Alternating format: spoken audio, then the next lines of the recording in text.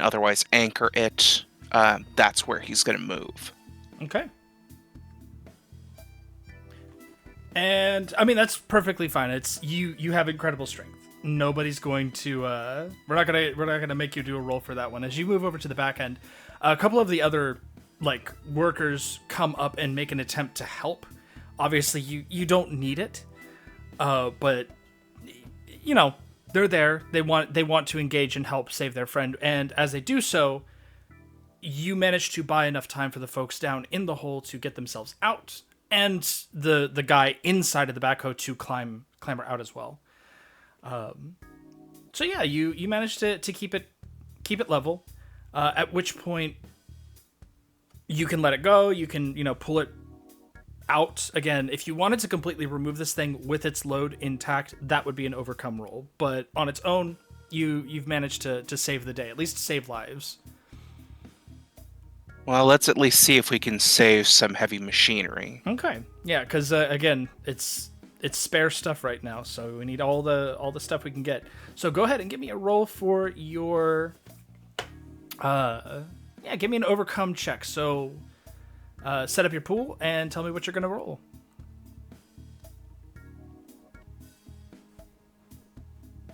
So let's use super strength. Mm-hmm.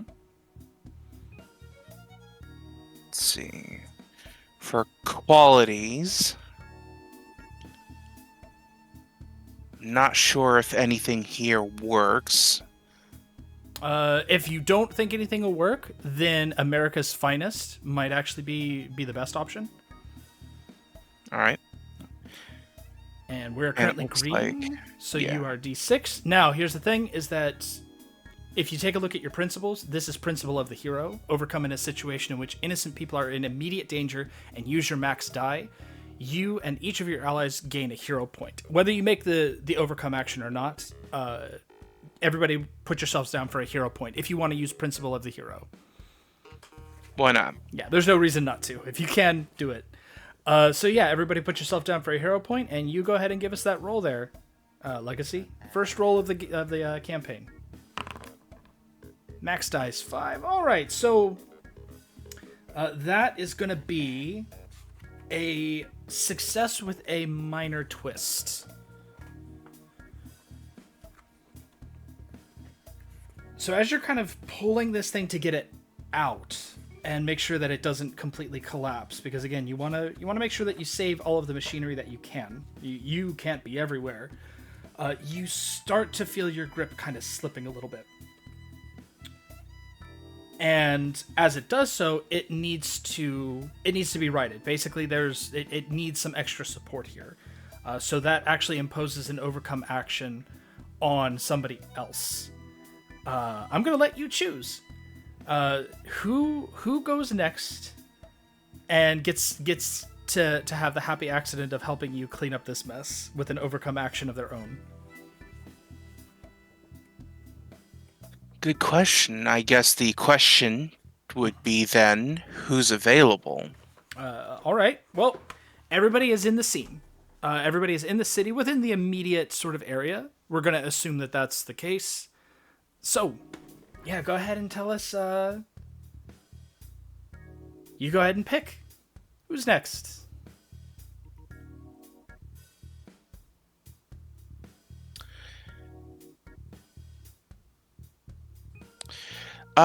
Let's say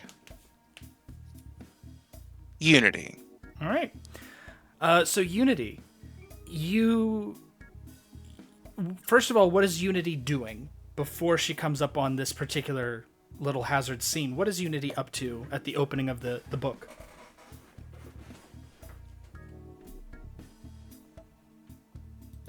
She's sipping on a coffee and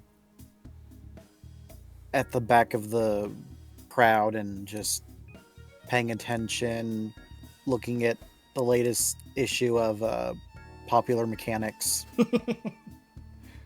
Schmopular Schmechanics, yeah. So, up until this point, she's been working with RevoCorp, trying to help clean up the mess, do some good publicity. Not that new RevoCorp has been completely dedicated to just their public image, but looking good for your company never hurts.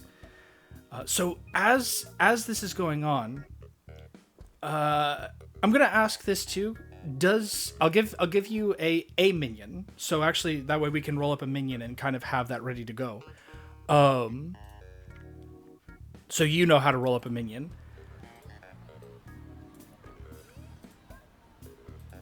Go ahead and give us a minion roll.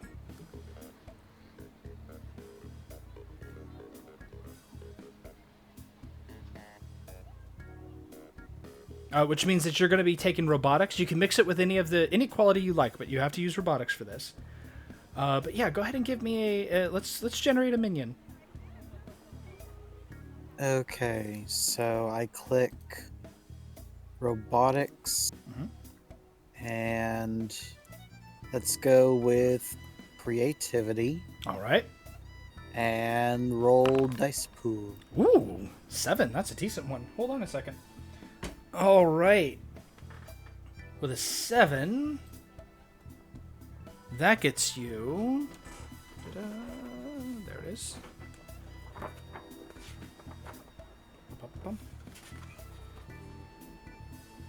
All right. So a small humanoid or a large animal. That's a fairly decent sized and capable minion. In addition to that, what is the action that you want this minion to take? Remember, because minions typically can only do one thing. So what of the 5 actions would you like this minion to focus on? As a reminder, the options are attack, defend, overcome, boost, or hinder. Well, since we're not in a combat, I'd guess standby defense mode. Okay. Another option that you may want to take, I'm just giving you suggestions here so you know ahead of time. Overcome would also be useful. Not just because we know you need to do an overcome check, but outside of combat, overcome is probably the thing that you're going to see a lot of, or the most of. Okay, I'll have it set to overcome mode. Okay. And what does it look like? A cheetah. Okay. Just a second here. That's a D8. Yeah, that's a really good minion. That's a great start. All right. So as you're standing there, taking presumably a break from doing work and kind of helping everybody get back on their feet, you happen to hear the sound, and your cheetah hears it first. The sound of creaking metal. Now, normally that's music to your ears. Creaking metal is a great sound. It means, it's stuff to work with, but you sense that this is not a good sensation. The metal itself is kind of responding in a way. It's like if metal could talk, it would probably be, oh shit, oh shit, oh shit, oh shit. You turn and see a backhoe which is tipping. You see a familiar face, a face that kind of been avoiding ever since your small fallout you had with the Freedom 5, just because it's a little awkward to be around them, your old boss / teammates, but you see Legacy kind of struggling with this backhoe. What do you do? I will put down my magazine and immediately head out to assist. Okay. So, you need to do an overcome action to succeed here. How this will work is if you want to do the overcome action yourself, you can. Of course, you've got abilities and stuff that you can use. You can also use your minion. Your minion will just roll a flat D8. So whatever the minion rolls, there's no bonuses yet, there's no minuses. That's just it. That's all that whatever number it rolls, that is the result for the overcome action. All right, I'll have my minion assist and overcome. Okay, so head over to the minions tab on your sheet. You'll see the minion right there, number 1. Just hit the dice to roll for them, and they will roll.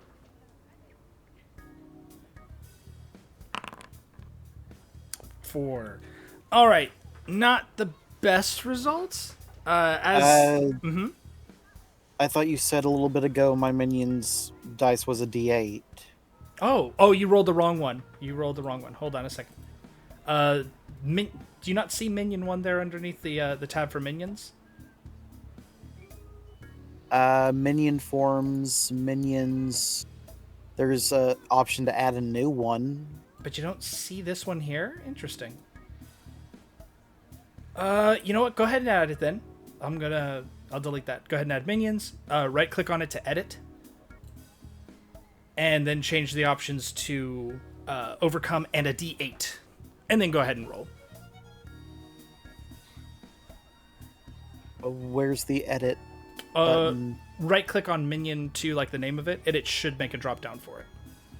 If not, I think I can do it. It's not a big deal. Okay, I see it. Yep.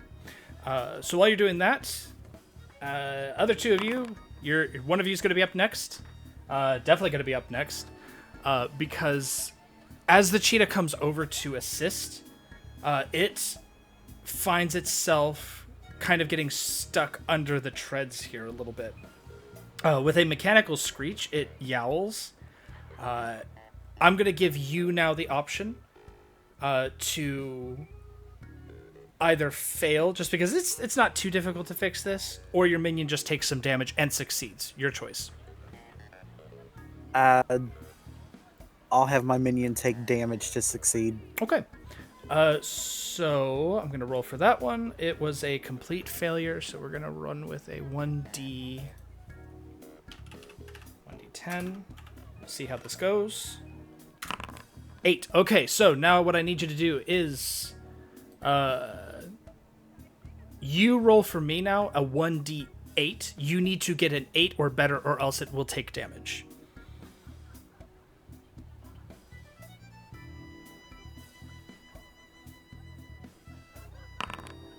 Okay, so it did take damage. Go ahead. Oh, did you delete your minion? No, I fixed the first one. Okay, hold on a second. Oh, you know what? I know what's going on here. I know. I'm going through the token, not through the sheets. There we go. So change the die for your minion down to 1d6 now.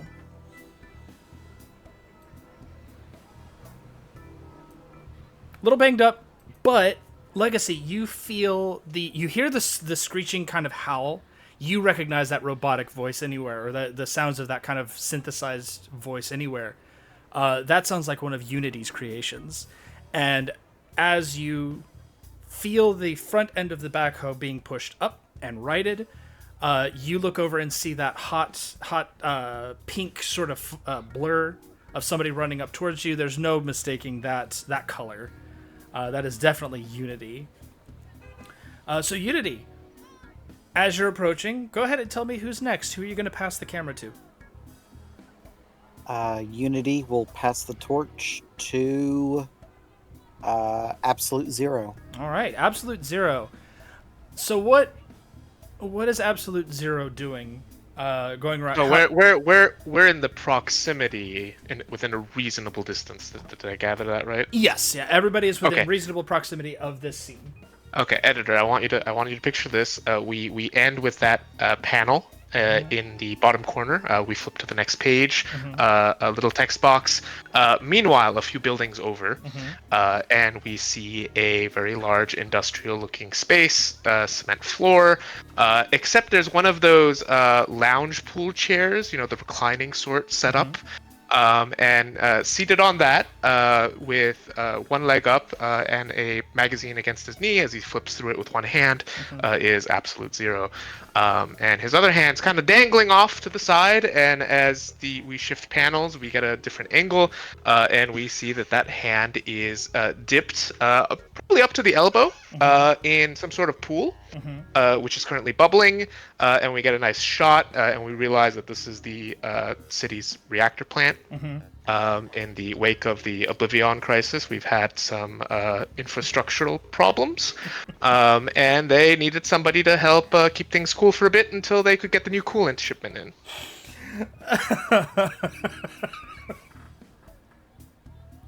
Not much to do. Sit back, read, and yeah, keep the stuff. I need going. you to get out of my office. That's Again? it's very funny. This is why we had you getting coffee, intern. Get out of here. So yeah, no, I love it. So as Absolute Zero is sitting there, as Mr. Frost is sitting there, just kind of waiting for the shipment to come in, you do actually hear a call from one of the plant operators. She approaches. You know, she's in her protective suit. It's a little bit of something there that you can agree with. Maybe that makes him feel a little bit more comfortable that everyone else also has to be in some kind of protective armor while they're in this building. But Yeah, absolutely. absolutely zero. So as she approaches, you know, the calm in her suit comes on. You know, we managed to get the coolant in. We're going to start pumping it in. I don't think it'll be a problem if you keep your hand there, but I mean, it's not an issue. Then you don't have to leave, but No, I mean, I've read this damn thing 3 times. I'm kind of sick of looking at fenders. I mean, cars. Is this really all you? I mean, I know it's not your fault, honey, but like, this. Honestly, I was hoping you had better reading material. I mean, it was either this or the firm. Okay. All right. No, that's understandable. Absolutely.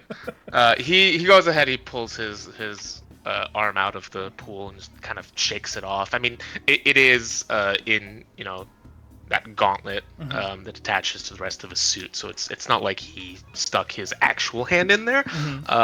But yeah, no, he gets up. He turns, gets to his feet, drops the latest edition of Cars Unlimited on the lounge chair behind him, and you know, heads on out.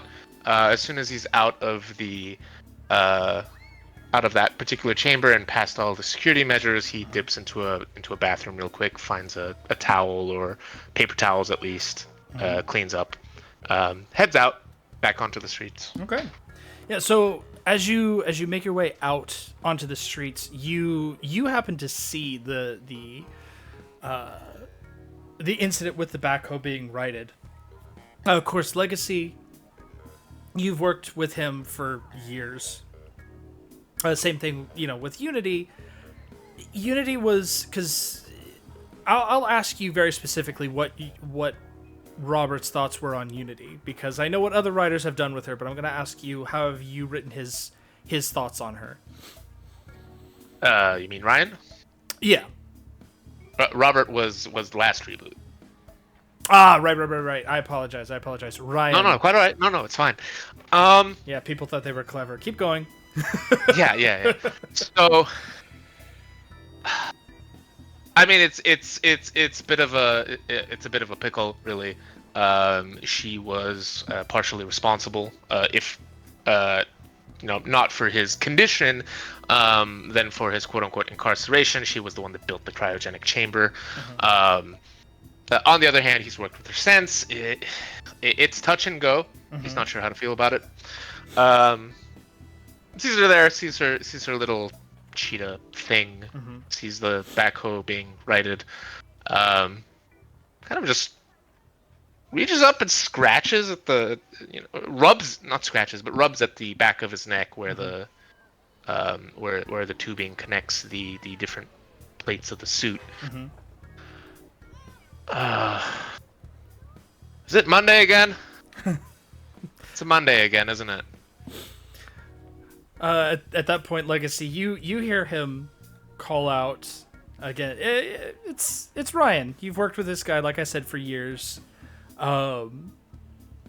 Unity, it feels like you're getting hit on two sides now with two voices that you don't have a problem with them necessarily, but you didn't end on the best of terms before you broke off to go join Riva Corp. So it's like running into all of the people that you weren't really looking forward to seeing. And on that note, that brings us to the last person to see, or not see the fracas, but at least maybe get involved. What has the Wraith been doing? Well, today she just decided to kind of not brood, but more like think on the implications of kind of her whole thing with her identity, and she decides to go for a walk in the street Okay. and immediately gets mobbed by a big group of people. Okay, so she is not in costume at this point. She is out of she's Maya at this point, correct? Right now, yes. Okay. So immediately, like you said, she gets mobbed. There are paparazzi going around. And when I say paparazzi, I mean that in the loosest term. They are more news people who are now taking advantage of the opportunity to talk to, heroes on the ground. Seeing you, they immediately rush because that's two scoops. We've got Maya, the Wraith of all things. The Wraith is here. Let's find out about Maya. And the second aspect of it is we can ask these heroes what they're going to do. What are the plans? How are you going to help the city? How are you going to help the worlds? Who's doing this? Whatever happened to the group of aliens that had descended? Like, have you talked to the Meridians? They're over here right now, and we've lost contact with them. Like, it's a bunch of questions all at once. Thankfully, being a CEO of a major corporation, you're actually pretty talented at handling these kinds of situations. So I'm going to ask you to give me an overcome roll for this. The only thing I'm going to ask you for, because there's not a whole lot of powers that are necessarily involved in this besides maybe deduction. But I'm going to ask you to go ahead and give me an overcome for a very specific reason. Okay. You're talking about just kind of overcoming the paparazzi. Yeah, dealing with them, getting them off your case, breaking free of them. So again, select which power you're going to use to roll. Select the quality. In this case, I'm going to impose Wealthy CEO as the one that you have to use this time. And then we're at green, so it'll be a D10 for your final point at the pool. I'll use deduction for the powers and Wealthy CEO. 10. Okay.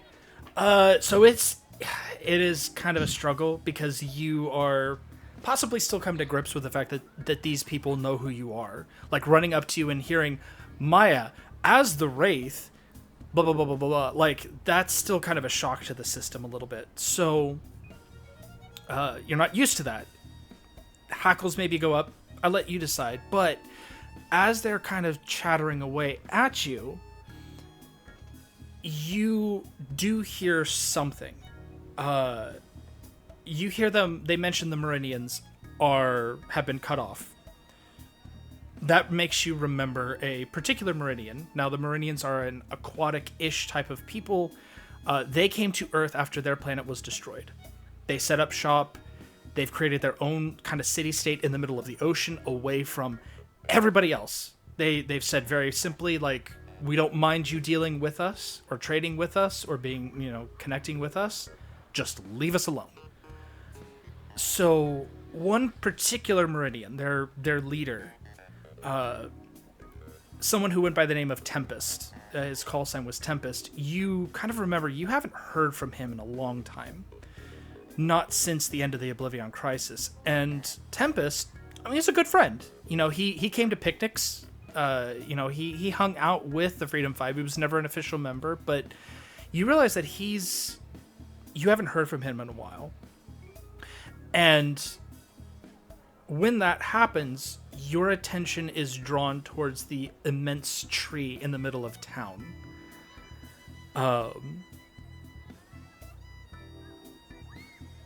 You can learn a little bit more about you can hear what they're talking about, the paparazzi, and glean what kind of things their information can be gathered, but it will come at the cost of a major twist.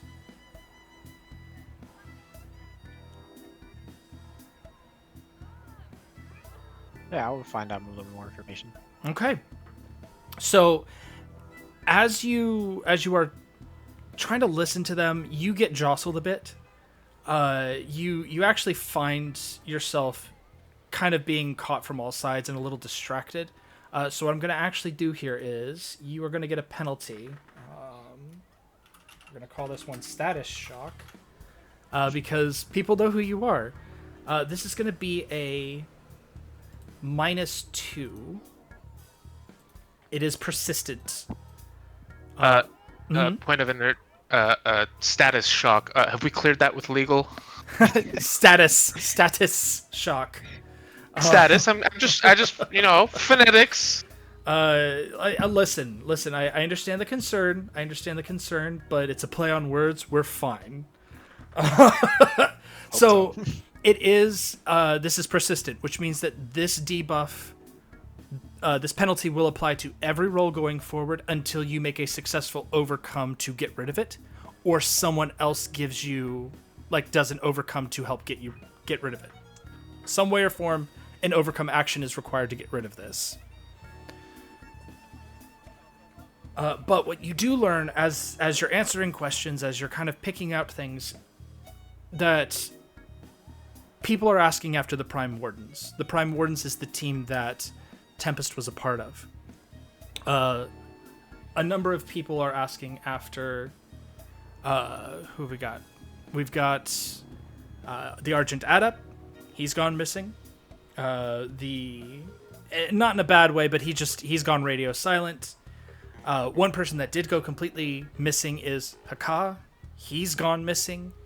And then, of course, there was the death of Ra, which was pretty devastating for a lot of people, not the least of which a couple of your own teammates.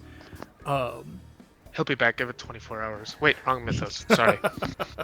It's been, unfortunately, several 24 hours, and he is quite dead, unfortunately. But as a result, his sacrifice, though, was a huge sacrifice that helped bring down OblivAeon. If it hadn't been for him, then among other people who had made similar sacrifices, you guys would not be here. So,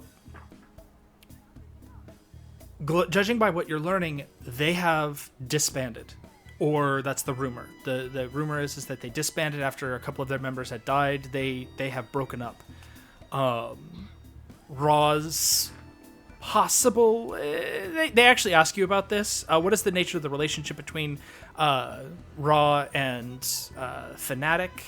Fnatic was another member of the Prime Wardens.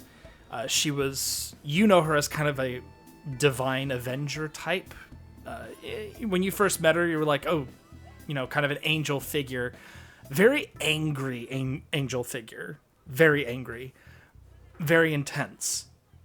But that their relationship was a little bit more than just co-workers. You don't know if Fnatic was capable of actually feeling love, like in a romantic sense. She's not exactly human, she's not exactly mortal, but the fact that they've broken up completely like this is kind of a bad sign. Where you, Maya, and the rest of the Freedom Five are what most people would term, a global force or a continent-wide force. You guys mostly focus your attention in North America, with occasional dips to other countries. The Prime Wardens dealt with bigger threats of a interdimensional nature, usually of, powerful magic, those types of things. Them breaking up is a problem. And now you're aware of it. You hadn't heard about this before. Now you're aware of it. And that goes into your Rolodex of things you probably should look into. It's at that point, as you finish answering the questions, people see Legacy with the backhoe, and a couple of the reporters peel off to go talk to him. We'll skip ahead a little bit on the discussion of the reporters, and as it concludes, the four of you find yourselves in the awkward position of being in the same place at the same time when you probably didn't expect to see everybody at the same place at the same time. There's a moment of quiet that you have before Deborah. Yeah, before things get serious, but continue. I see Vance ain't here. No Tachyon either. This could be worse. Could be better too. I'm happy to keep walking if you want me to.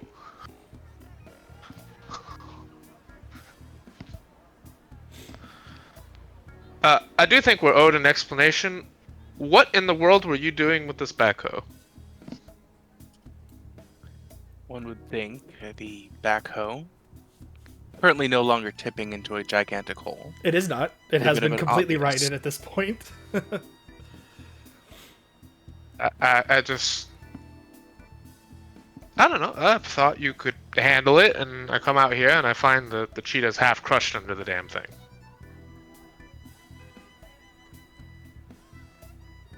As a reminder, the cheetah is now doing the cat squeeze out from underneath of it, looking dented but not destroyed. Oh, don't worry, we can buff all this out. You can. Probably.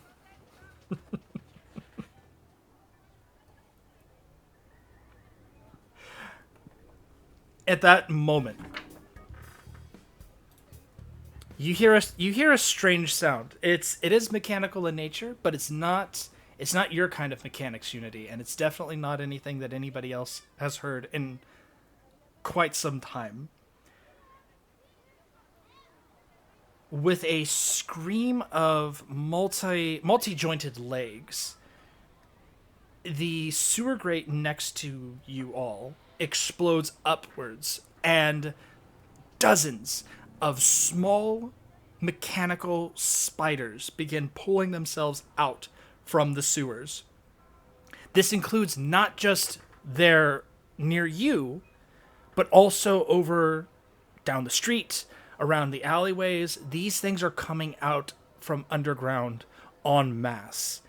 And they all seem to be moving in various directions. But it doesn't take much. You've all been fighting things like this for a long time. As people are fleeing and these things are moving amongst the streets, they are moving with intent.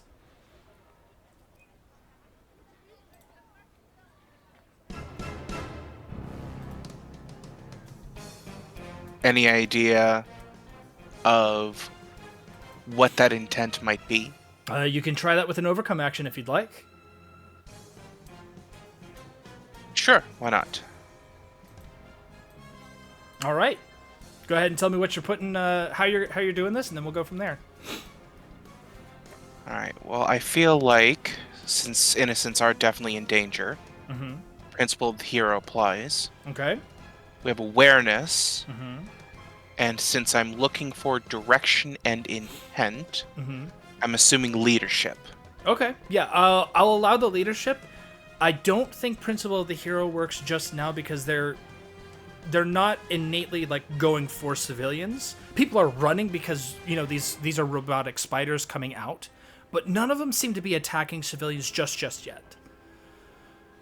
So this will just be a standard result roll. So we're just going to use the mid die for this one.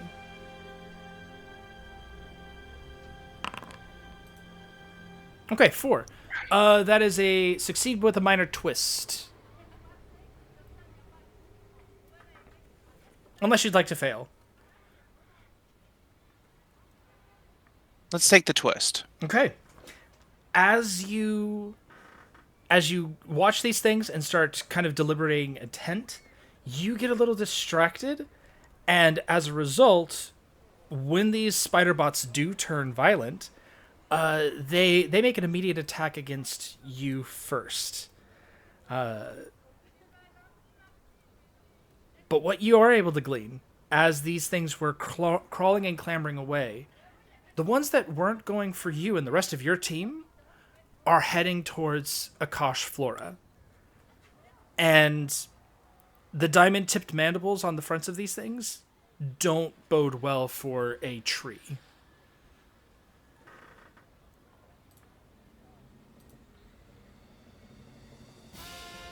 You got it. All right, so...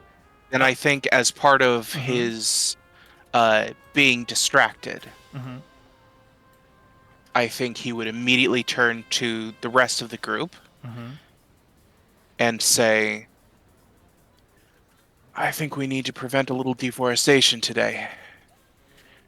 I don't believe any of you are busy, are you? As he says that, Absolute Zero goes, well, shit. It is a Monday. You heard the man. Slow down. And he holds up his hands. No, we can't say that. This is a comic book. We'd have to bleep that or something. We'll fix it. It's bleeped. It's a bunch of and Yeah, it's the squiggly lines. We're We'll, fine. we'll throw in some squiggly lines, some hashtags, a dollar symbol will be okay. Yeah, we got wingdings. It's fine. The thing though that I will say is that as a result, they're going to make an attack against you first. Legacy. They're going to basically take their turn against you, just some extra damage, just kind of a surprise attack. After that, you tell me who you're handing off the action to, because you're technically first. Because we are now in combat. There's no scene tracker right now, because the scene isn't too terribly intense. This is just a standard fight.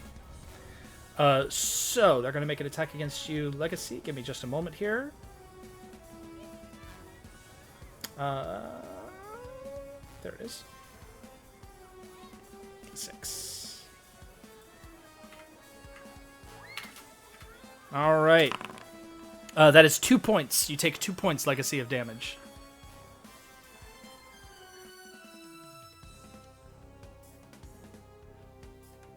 Understood. Don't forget to reduce that by 1 because of your Fortitude passive. Thank you. Yeah, it doesn't hurt that much. It's more of an annoyance than anything else. I mean, you're America's Legacy. So who are you passing the action to? The options are either to one of your teammates or to the spider bots. Just remember that everybody basically has to have a turn before it gets back to you again. Well, it sounded like Absolute Zero was attempting to do something next, so we'll pass it off to him. All right, Absolute Zero, you're up. What are you doing? These things are broken up into groups of 3. So if you attack a group, you'll be able to basically assault kind of 3-ish at the same time, or have the ability to hit 3 at a time if you do a group attack. Okay. Yeah, we're trying to slow down as many of these things as possible, so that Unity and Wraith and Legacy can sweep them off the board, so to speak. So yeah, I think we're going for some cold here, probably from range, depending on how far things are. I don't know whether you want to call that an attack or an overcome. I got Principle of Cold here. You tell me. Tell you what, because I would say this would fall under either a hinder if you're trying to stop them. If you're not trying to deal damage outright, this would be a hinder as opposed to an overcome.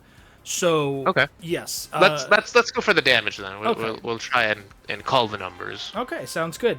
So are you going to use an ability, or is this just a regular old attack? You know what? Let's use Freezer Burn. Why not? All right, so use max die, take damage equal to your min die. Go ahead and give me that roll.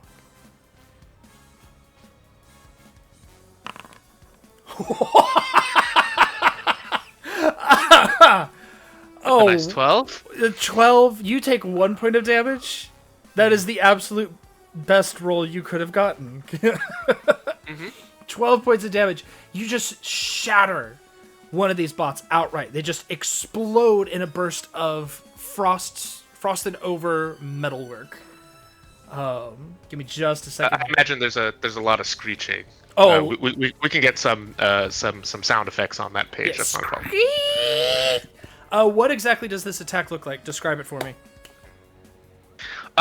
It's like a sudden blizzard thrown out from his hands, and it just kind of washes over these groups of metallic spider-like creatures as they head for the Akash'Flora. And yeah, I mean, some of them break down, some of them burst open, some of them seem less bothered by it and keep going. But yeah, it is a blizzard, and he backs off once he's done what he could in that moment, just to give that room for Wraith and Unity to get in there. Okay, well, on that note, who are you going to hand this off to? The Spiderbots, Wraith, or Unity?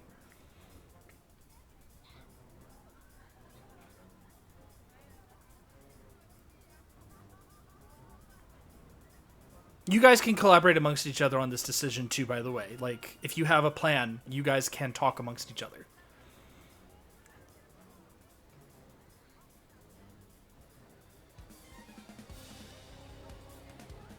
So the ones you kind of set the blizzard at, was that? So I'm just trying to picture kind of it in my head. Mhm. So it's like groups of 3, you said, and then there's like a bunch more kind of in the background, Yeah. flowing away. Yeah, they're making their way towards the Akash'Flora, while the ones here seem to have broken off from the pack to attack your group. Okay.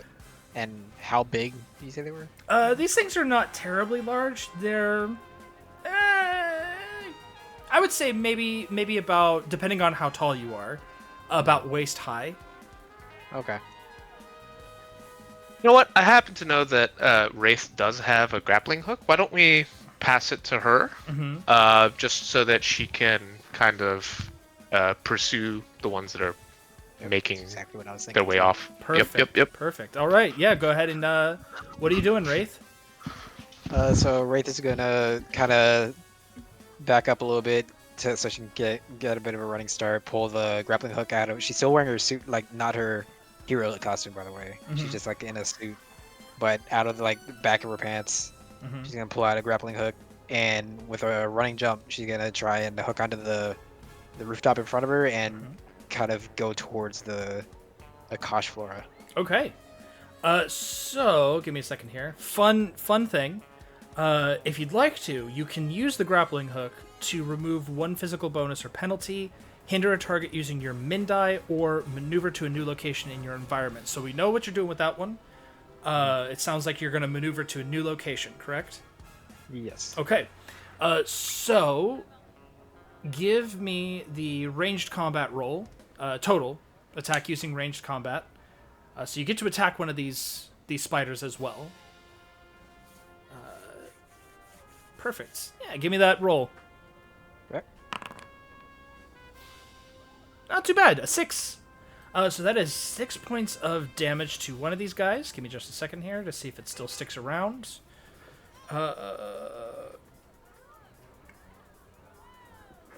And while we're doing that, where do you want to be deposited after making this swing using the grappling hook? Rooftop towards kind of the direction of the Akash'Flora.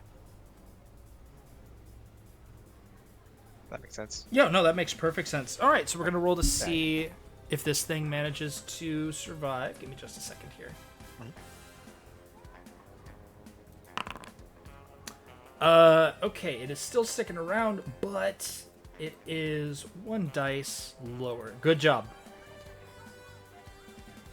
All right, so as you make your way closer to the Akash'Flora, who do you want to hand this off to? Unity or the spider bots? I'll hand it to Unity. Okay, Unity, you are up.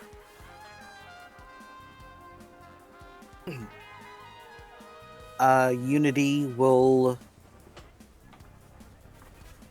use a hasty augmentation on her minion. Mm-hmm.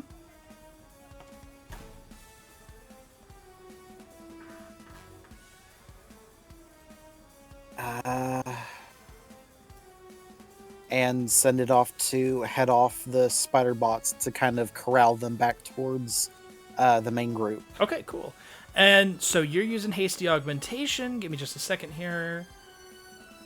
What is the roll for that? Boost another hero using or minion using metal. So yeah, go ahead and give me the hasty augmentation roll to give that boost to your minion.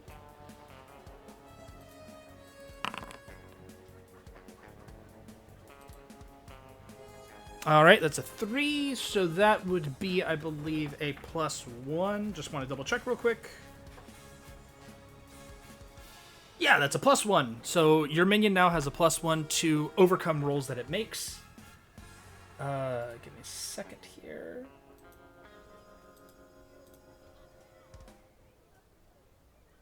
We'll just put that right in the name, actually. Perfect. All right. So only one place that you can hand this off to now in the spider bots, but I'm gonna ask for, because there's not a whole lot for the minion to overcome just yet, but I'll let you have this one. As you're approaching, as your cheetah is approaching. Oh, what does the augmentation look like? Little jet boosters coming out of its back.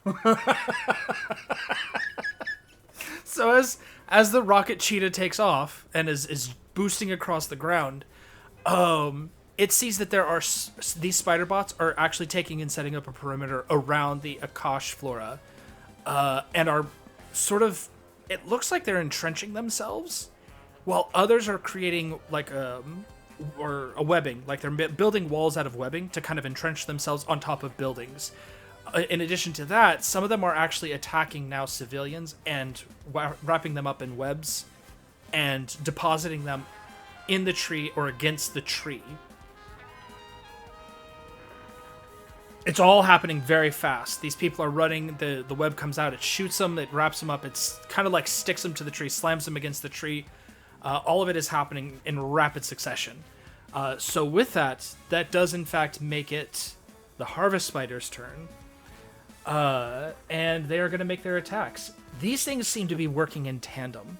And as you watch them, they seem to have a particular pattern. Unity, you're the first one to see this. One of them shoots out a burst of web at you. It looks like it's attempting to hinder you in this case. So give me just a second here. We'll see how well of a job it does. Ooh, that is a 6. That's a pretty decent overcome. Or I'm sorry, hinder. You are currently webbed up. So the next time you make a roll, you're gonna have a minus 2. Minus 2 for that. Give me just a second. Go ahead and give yourself a minus 2 penalty called webbed, please. The second of the 3 bots that are kind of focusing their attention on you seems to be creating sort of cover fire. It's not aiming specifically at you with the intent to web you up, but more or less just distract you, while the third one moves in to actually attack you with its mandibles. So give me a second here as it makes its roll to boost. Ooh, these guys are doing pretty good. So that's a plus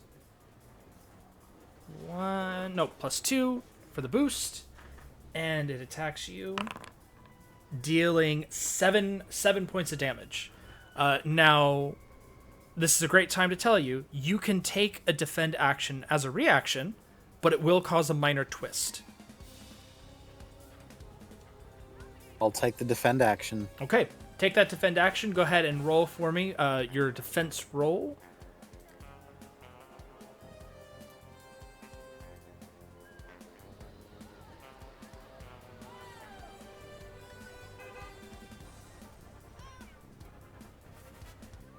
What you gonna use for this one?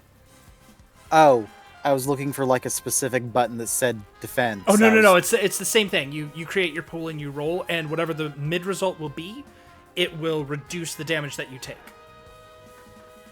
I will use inventions with.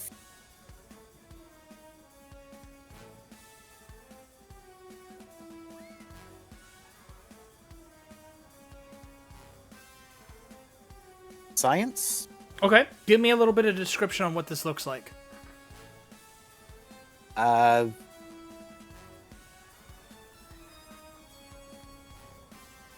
It kind of looks like one of those, it looks like a handheld Simon Says game. Mm-hmm. But it, generates a little half bubble of force in front of Unity. Okay. Yeah, so as this thing generates that bubble of force, go ahead and give me the roll. Hopefully the minus 2 will... Yes, good. It applied itself. So that is a minus 2 to the mid. So you reduce the incoming damage by 5.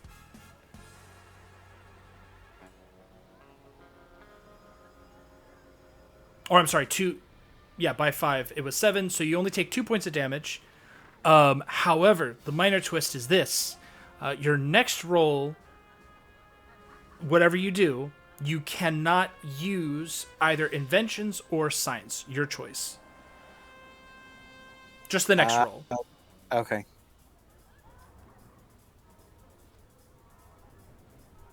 You know what? I think I might impose this one. Inventions. Whatever you do next roll, you can't use inventions. It's just for the next round. All right. Oh, and was the webbed a persistent? It was not.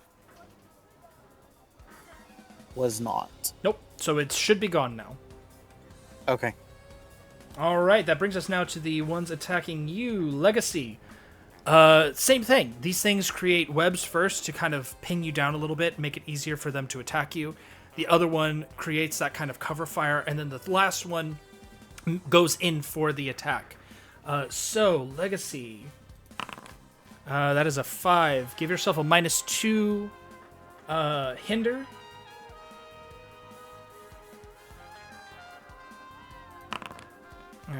+2 to the damage, and last but not least, the attack. 4. So as this thing comes in to kind of go for the literal throat, its pincers reach out, it clamps around you, and it makes the attack against you. You take 4 points of damage. If you want to use your reaction to defend, you can. Same thing applies. You will take a minor twist though if you defend. Let's play to the twist then. Okay. So go ahead and give me that defense roll. Tell me what your pool you're building first. Vitality. So I'm assuming this is resilience. Yep, it is a physical attack, if that matters. And it sounds like close combat is going to be a good option.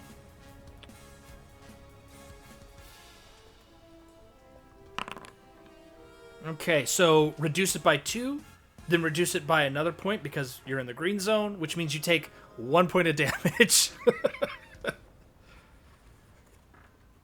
Does his fortitude still apply? Yeah, it's inherent. Okay. Yeah, so he takes 1 point as a result of all the minuses that were applied to this. Don't forget to give yourself a -2. Oh, wait. That did not apply the -2. It's actually would have been 0 then. Your defend result would have been 0, so in this case you take 2 points of damage. I apologize. No worries. I don't think the penalty was made properly. That's okay. Thankfully I knew it in my head and it wasn't persistent, so it's not as big of a deal. And I caught it in time. So for those of you who need to know, when you open your sheet, click on the negative number.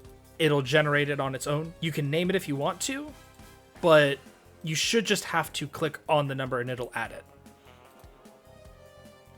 Make sure it's on your sheet, not through your token. That is where I hit trouble, because they are running it as separate things if you click on your token versus on your sheet in your... I don't even see a map or token, so I'm good. Oh, well, that's great. Same. Wait, what? It's just gray for me. Oh, there it is. Oh, now it's loading. Oh, well, the map's not really important. It's just there for looking pretty. That's odd. I had activated that. Anyway, that was you. Legacy. That now brings it to the spiders for... Give me a moment. Wraith. Wraith, you've got 3 that have broken away and are making their way towards you. Again, same combination. 1 attempt to hinder you. 5. These guys are rolling really, really well tonight.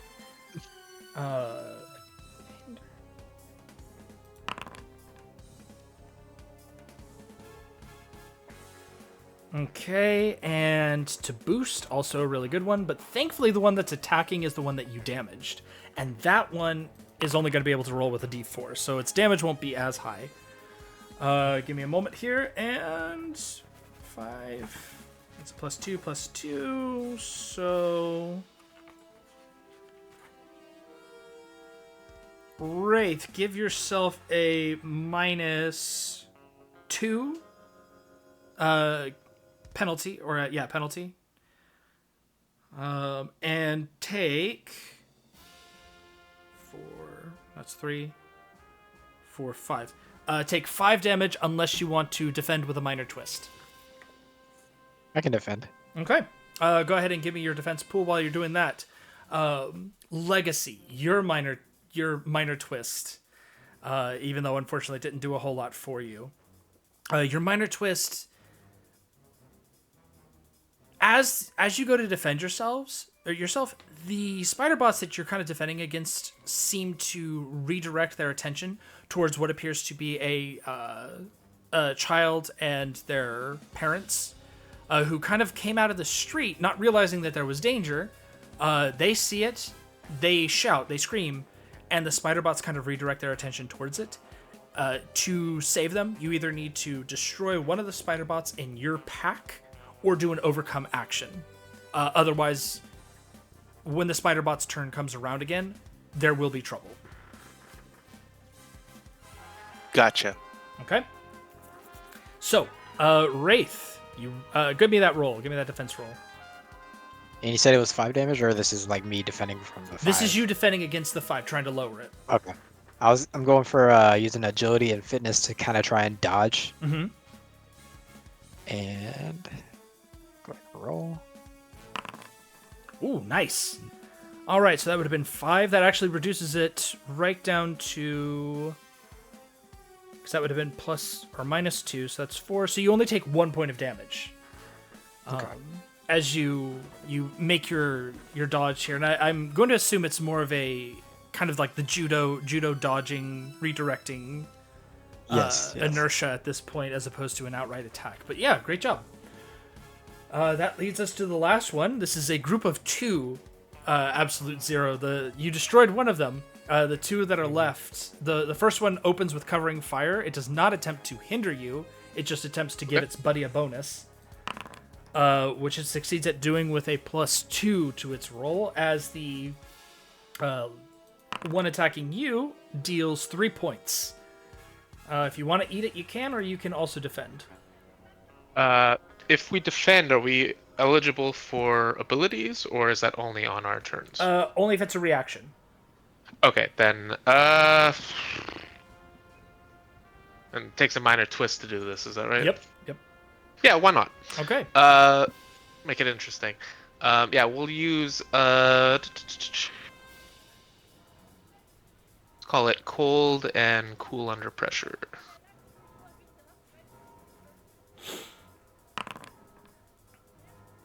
Okay. 2 ice puns, very nice.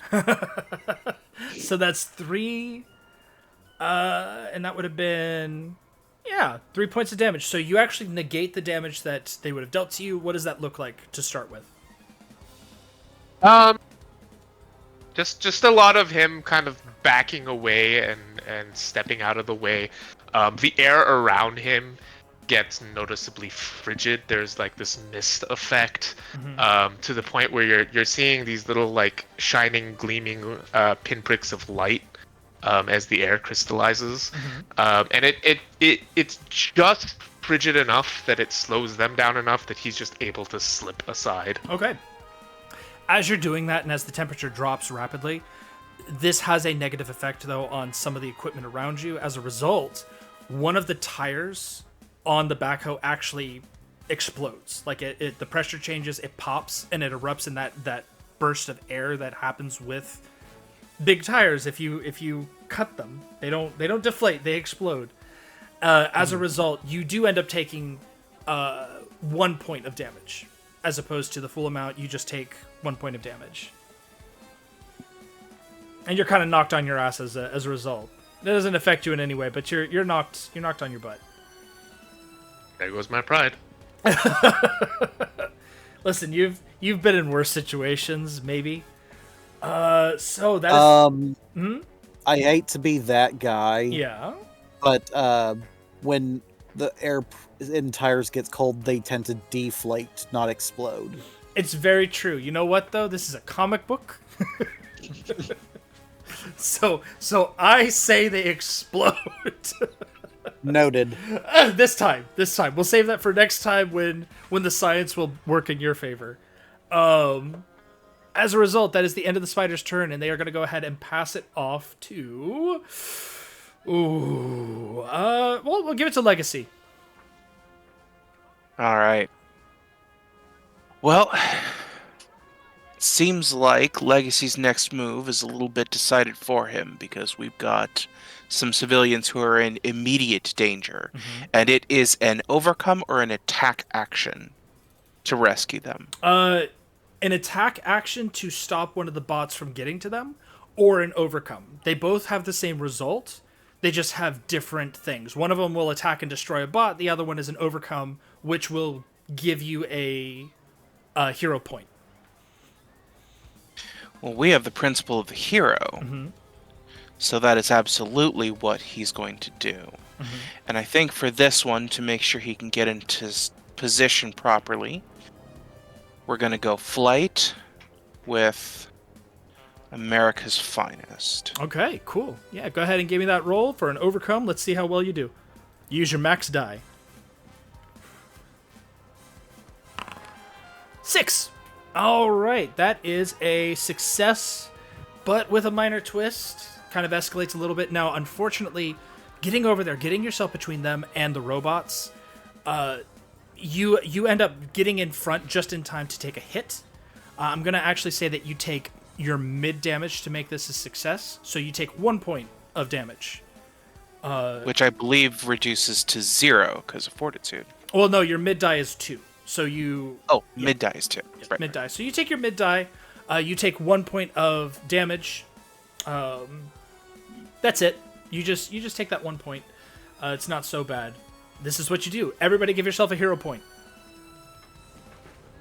You should be at 2 right now. Legacy's really racking these up real quick. So yeah, who you want to hand it off to there?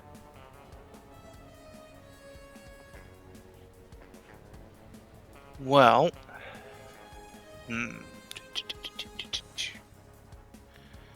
it sounded like Wraith had something that they were planning to do. Okay. So let's go ahead and pass it off to them. All right. Wraith, you're up. And I still have these spider bots kind of on me as I'm on this rooftop. I just kind of jumped to. Yes, yeah, they've clambered up after you. Okay, so I'm going to have Wraith making a kind of like a close combat attack. Basically, gonna slip on kind of like, little, not fingerless gloves, but a little half glove that basically just goes from like between your thumb and forefinger or to the other side of your palm. And gonna use that kind of like a taser glove basically. Oh, and nice. try and do a little little force palm on it. Yeah, I like it. Go ahead and give me that roll. Gadget, close combat. Okay, so I want to make sure that this is working properly, because it should be minusing 2. From the status shock or from the... Yeah, from the last status. hinder? From the status shock. Yeah. Because your defend roll fixed that one. It used it up already. I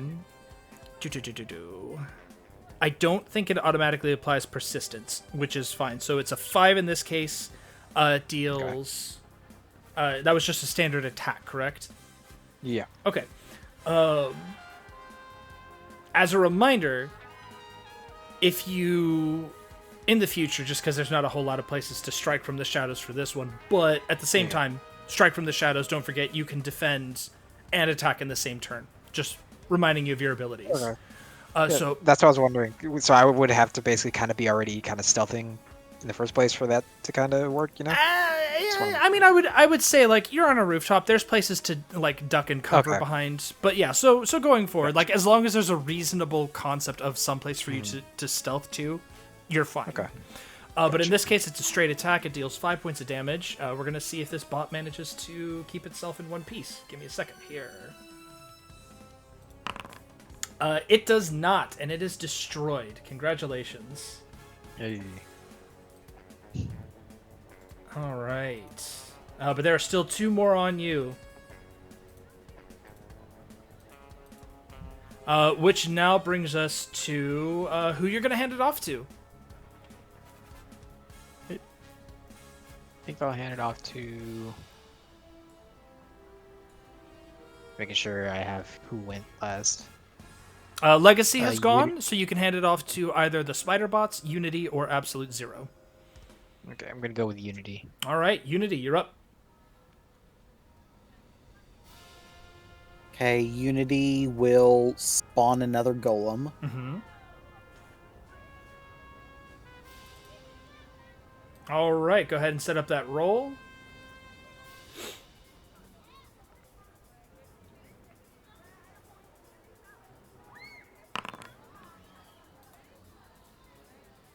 All right, not the best, but it doesn't mean that they're useless. All of you love all your children equally. So what are you creating here? This was going to be a wee baby Seamus minion.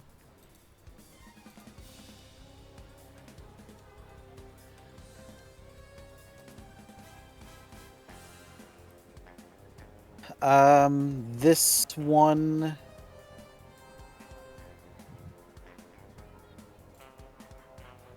Unity will give it the floating function. Oh, you need to have a bonus to be able to do that. You have to Oh. actually expend a bonus to give it functions. Ah. Yeah. So if you want to, I'll actually let you take back this turn if you want to boost yourself first. Nah. Okay. So this guy's a little one. What action do you want it to be able to take? It would have a D4 dice. Attack. Okay. So it's an attack minion. These guys, and what kind of thing is it?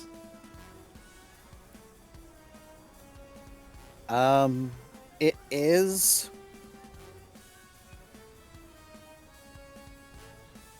It's gonna be a little.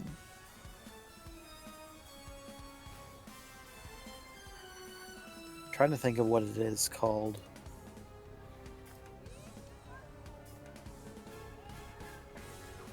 Is it one of those monkeys with symbols that it bashes together? Yeah. Okay, a little symbol monkey, but it's running around creating little clinking sounds, and it pinches things between its symbols. Maybe even has a little sonic scream. I don't know. It's your robot. It's not mine. But yeah, so it'll deal 1d4 every time it rolls for an attack. It'll roll a 1d4, which now brings us to your other minion, which has an overcome action, and it is augmented. So it actually gets a plus. I believe it is a +2 to all of its overcome actions. At this point, again, not a whole lot of overcomes for it to take part in, unless you wanted to use it to try to help Maya get rid of that persistent debuff. Yes. Okay, cool. So Minion will speed over to Maya and help him overcome. okay, so Wraith, you see this mechanical cheetah, charging up, bouncing off the walls, doing the little parkour cheetah thing with its rocket boots up. And there's that moment where you're kind of like, oh, you know what? It's Unity. We had a falling out, but Unity is still Unity. She's still a hero. So with that in mind, Unity, go ahead and roll your minions' dice. They will get a +2 to this overcome action.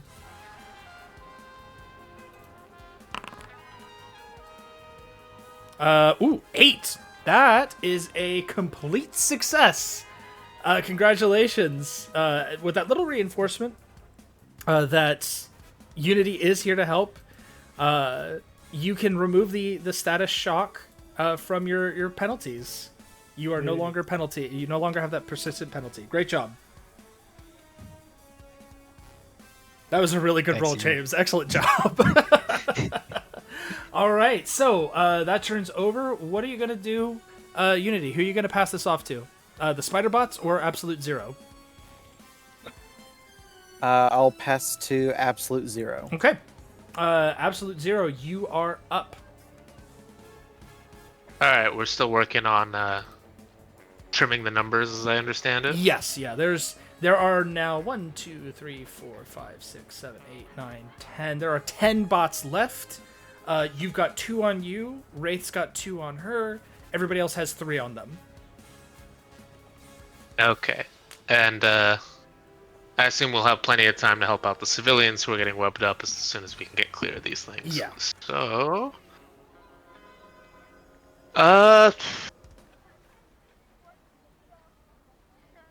Yeah, you know what?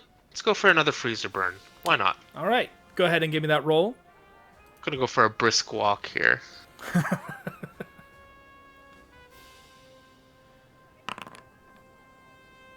Ooh, very nice. The damage is a little bit more substantial this time, but still, a 9 is a 9. That destroys another one of the bots that's on you. It looks like the one that was trying to do cover fire. So now the only one that's left is the one that's actively trying to attack you. So yeah, I get back onto my feet. I put that down as a fluke. I must have slipped on a frozen puddle. Tire must have been something else completely.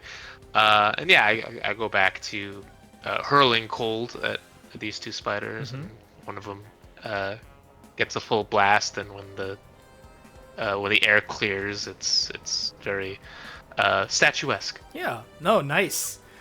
So that one is gone. That now brings us to the spider's turn, unless you have something else that you can do.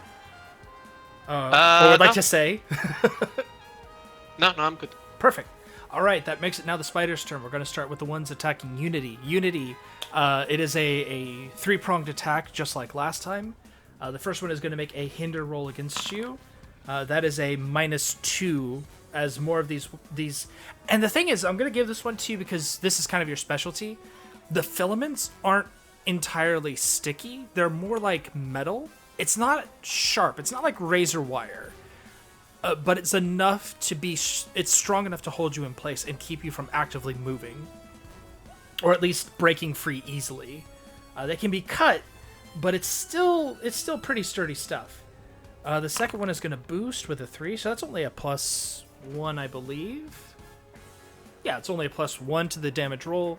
While the last one closes in with its nippers, and it makes a move for 7 points of damage.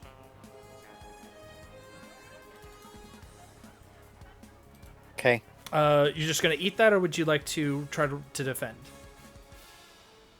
I'll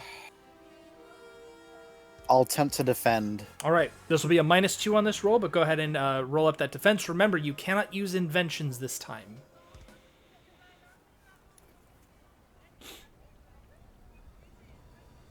Okay. I will use metal and insight and see if I can try and break out of the grapple. Okay, nice. Yeah, so grappling line. So the metal kind of spins around you almost like a whirl of blades to make an attempt to cut this free and give you some cover as well. Go ahead and give me the defend roll. It's a 4 -2, so you still take 7. So you still take 5 points of damage. It's not the best, but you still take 5 points of damage. As a result of the minor twist, the spinning blades that you've created, when this thing pincers into you, it throws off your concentration. The blades go out.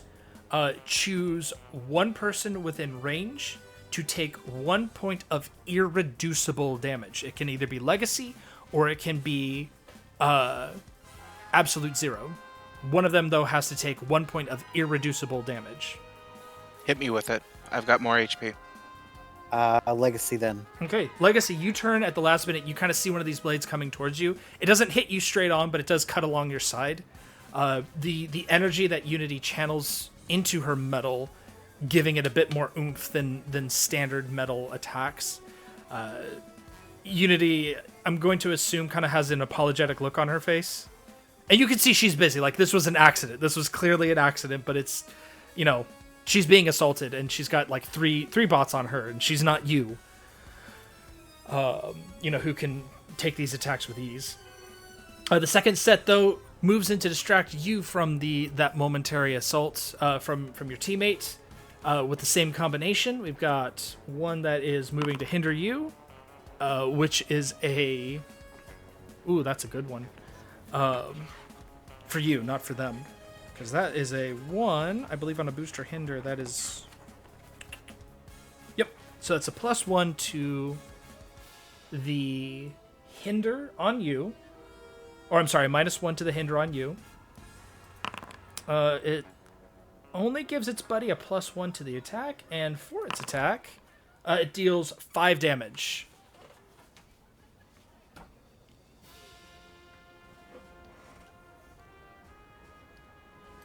Who is this at? Legacy. To me.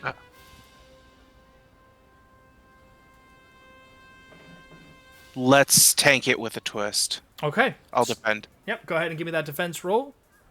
Also, if you have ideas for twists, you guys are more than welcome to tell them to me as well. Especially minor ones, because they come up frequently. Minor twist. The churro falls from the sky. Guy Fieri pulls up in his car.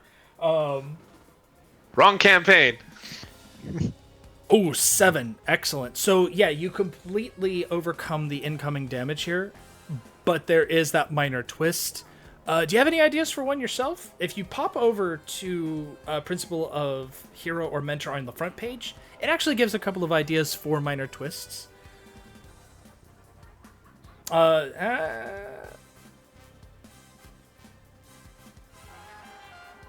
don't know if any of the minor twist ones for this one, for these two principles, necessarily work for the situation. Okay. Minor twist ideas can also just be things like you take a penalty based on one of your dice rolls. In this case, it'd be the minimum. Like, I would apply a minimum penalty to you. Just a regular one, nothing persistent. Something along those lines. Maybe you take some again, irreducible damage. Little things like that.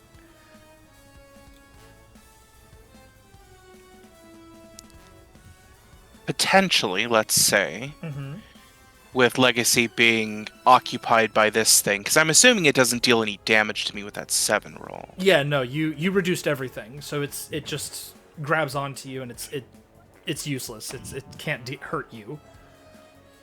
So perhaps, let's say, a penalty to the next time I try to attack something. Okay, so we're because I'm currently kind of like wrestling, tussling with this thing. Got my arms occupied.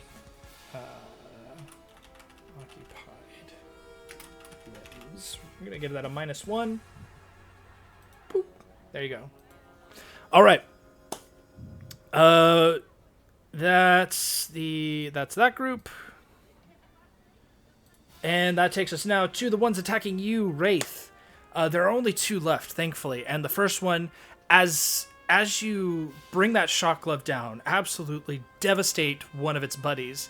One of the other bots takes that opportunity to fire out another one of these kind of webs to give its fellow cover fire again. You see it coming, you kind of have to dodge. It gives it a boost. Let's see how well it does. That is a +2 to the attack roll, and that's when the third one moves in for a total of 5 damage, unless you'd like to defend. I'll defend. All right, go ahead and give me that defend roll, and remember this is with a minor twist.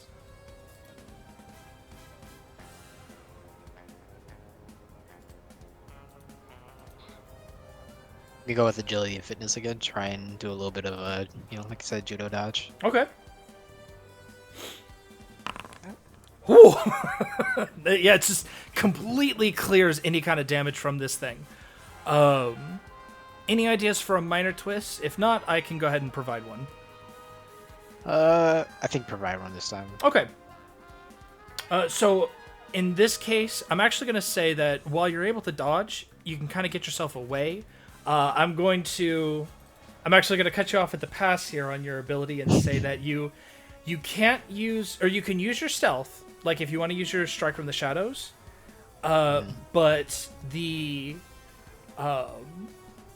defend using your min die against all attacks until your next turn will actually be at a -1. So we're gonna go ahead. If you use your strike from the shadows, the minimum die result will have a -1 to it. Okay. Because you're kind of in the thick of it at this point, and it's difficult to break away from them without them seeing you. So yeah, the defend will be a -1. And that's them. That now makes it the last one on you, Absolute Zero. This robot, completely kind of isolated now from the rest of them. The rest of the pack have made their way towards Akash'Flora. This one is the only one that's left. It seems intent on doing you harm regardless. as it rears up and brings its 2 metal legs down towards you for a total of 6 points of damage. I will defend with a minor twist. Okay. Go ahead and give me that. I'm gonna mock it as I juck and juke and jive. Mm-hmm. How many legs you got? You can't keep up? What is this? That is 3 points. So you take only 3 points of damage from the metal legs as they kind of come down at you. Mm-hmm. That drops me into my yellow personal zone, which kicks off modular realignment, which is my innate. Mm-hmm. When I change personal zones, I may boost by rolling my single cold die. Perfect. Go ahead and give me that roll. An 11? What does that get me? That's a +4. All right. So give yourself I'm feeling pumped up. Yeah, so give yourself that +4. This is not persistent, right? It's just the one? Yeah, it's just the once. Okay, so when I click on it, it doesn't populate. There we go. Okay. What we're actually going to do is I'm going to change this to a +3 as your minor twist. Oh, okay. So it's not as effective, yeah. But +3 is still huge. Which now brings us to the end of their turn, and they're going to go ahead and pass this off to... Actually, you know what? You've defeated all of yours but one, so they're going to go right to you, Absolute Zero. Okay. Yeah, let's go ahead and...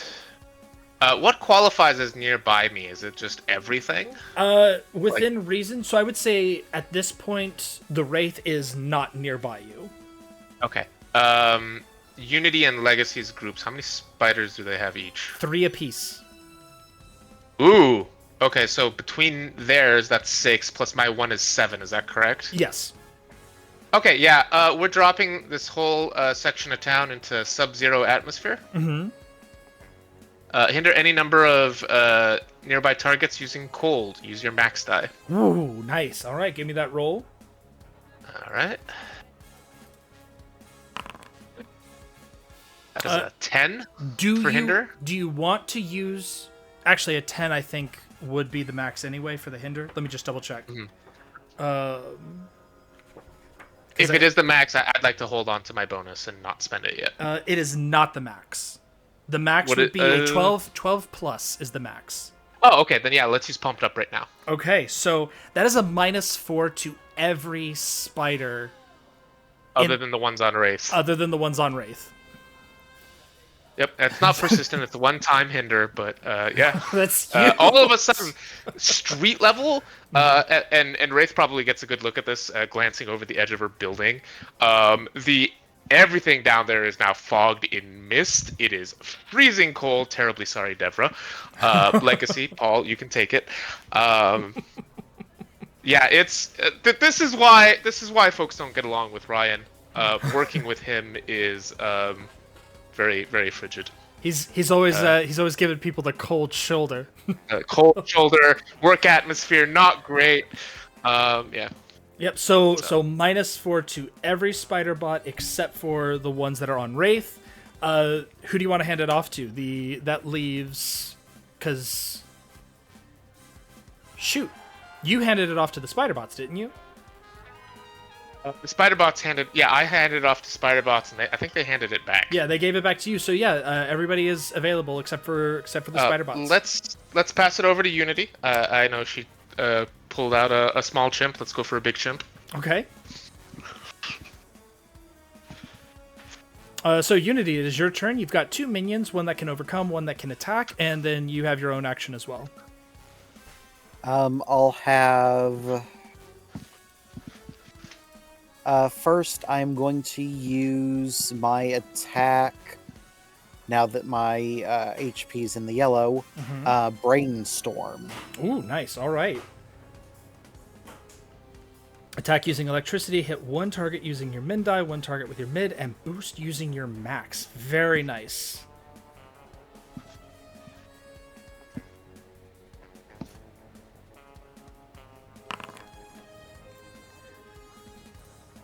Okay, so here's how this works. When you have 3 dice results, you need to choose which one to apply the -2 to. I'll apply it to my mid. Okay, so 3 points to one bot, 2 points to another bot, and then you boost yourself for 2. So go ahead and give yourself a +2 brainstorm boost or bonus. And we're going to go ahead and attack 2 of your bots there. Give me a second. So that would be 3 and 2. Give me a second. Let's roll. First one. Dead.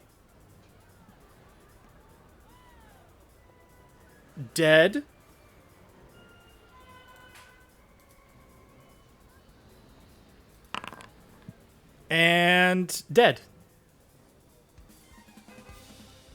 The frost that formed on these things as a result of the sub-zero temperatures made them incredibly brittle. So even with your kind of reduced attack, these things shattered rather than outright, like, ripped apart. These things just burst, which is great because that leaves you plenty of scrap metal to use for later.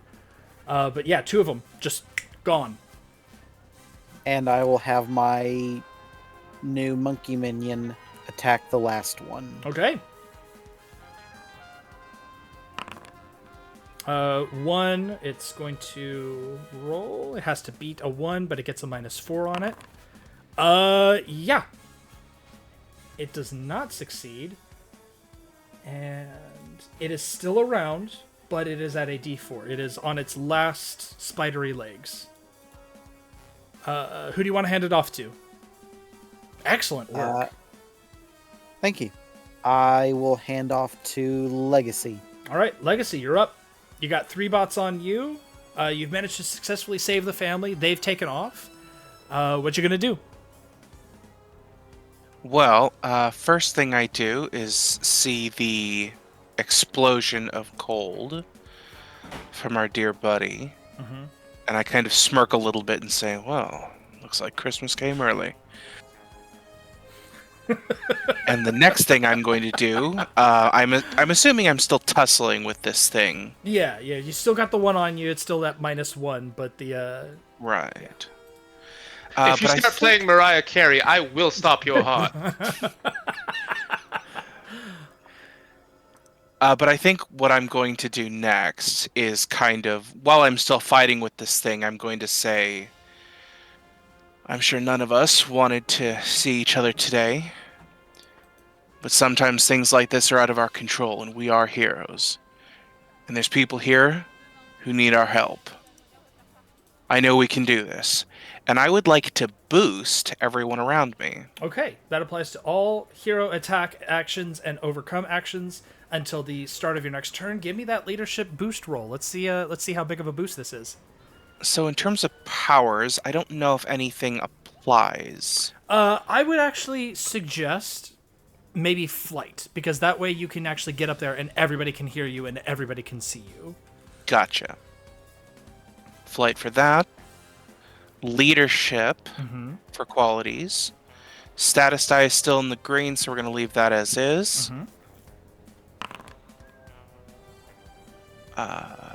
It does not use the max die. Apply the bonus to all. So it's the mid die in this case. It'll use the mid Gotcha. die. If it doesn't specify, it's the mid. And that is a +6, so that would be a +2. Everybody give yourself a +2 persistent. Not exclusive, it is persistent. This lasts until the start of Legacy's next turn. So next round, let me go last so everybody can take advantage of this to its fullest. Yes. This applies to hero attack and overcome actions. So all that jazz, the good stuff. Which now, Legacy, who you're going to hand it off to? Actually, it would just be the Wraith in this case. The Wraith is the only one that hasn't gone yet. Yeah, so we'll pass it off to the Wraith. All right, Wraith, you're up. You've got 2 on you. You're struggling to find some cover, but there's still some somewhere. What would you like to do? Okay, since I'm on the rooftop, I'm gonna kind of juke behind a little AC unit and use Strike from the Shadows. Okay, so again, the defend result will be at a -1. The rest of it functions just as it normally would. Okay. And let's do. So this would be me using the pool for like a range attack. Or- Ranged attack. Hold on a sec. You use stealth. Stealth. Okay, Yeah, gotcha. you just have to Yeah, use it's gonna be stealth. throwing knives and Okay. stealth. Oh, Ooh. just stealth or? Oh no, I mean like the only thing that you have to use is stealth. Everything else you pick. Okay. Yeah. Got you. And I'm And going you with do throwing get knives. the bonus that I just applied. Got you. All right. So that's attack using stealth. So that's 5 plus 2 makes it 7. That is 7 points of damage. Your defense, unfortunately, it's a 0. But that's okay. You send out this bolt. It is more than its HP. It kills it instantly as this throwing knife just right into its eye. Its little red eye shatters the glass. You see the sparks flying off of it as it rolls over and curls up, and its legs kind of spasm. And it is defeated, leaving only 1 on you at this point. And who do you want to hand it off to? You can hand it off to anybody at this point. Okay. I'll hand it off to Absolute Zero. Yep. All right, Absolute Zero, you are up. Okay, I've got just the one spider bot in my group left. Is that right? Yep. And a total of 1, 2, 3, 4 in the immediate vicinity, not including yours. Okay. I have to wonder why the big man's taking a while dealing with his, but that's fine. You know him. He's got to protect the civilians first. Morals. We're going to use heat sink. I'm going to do a little bit of redistributing heat so that Unity and Legacy don't freeze to death on me. And this little spider fellow is going to contribute that. So we're going to attack using absorption, and we're going to hinder the same target using the min die. Okay. Give me just a second. I need to fix your sheet. Don't roll anything. Okay. There we go. And we are, of course, going to tap that persistent +2 leadership for this. Yes. And again, this is... Okay. Let me know when to roll. You should be good. Also, if you guys want to apply a bonus to something, make sure you click on the bonus before you do the roll. Aha! Yeah, Okay, that way it'll remove it. Or if it's persistent, it adds yeah. it. But yeah, go ahead. Alright, so that's a 7 on the damage. That's a 2 for the hinder. Oh, okay, very nice. So, give me a second here. Attack using absorption. Hinder the same target. You're attacking your own or one of Legacy's? My own. Okay, it's dead. Like, it's just, Okay, well... yeah. The hinder is irrelevant because again these things, while they're sturdy, they're not terribly sturdy, and you're learning as you're fighting them. Atmosphere around it is sub-zero to begin with, and I just ripped out the rest of its heat. So Yeah. This thing collapses. out of power. Bye. Yeah, you just drained its battery, whatever battery it has, and that makes it now your turn to hand it off. Who do you want to pass it to? Well, Legacy went.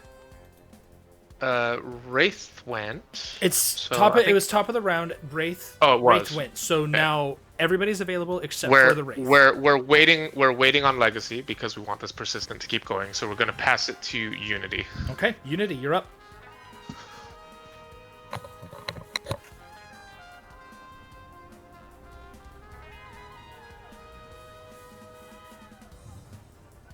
Okay,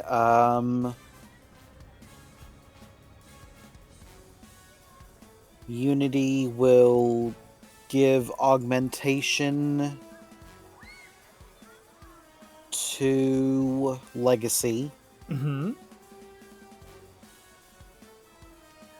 All right, go ahead and give us that boost roll. Boost using metal. Big man needs the help, clearly. Oof.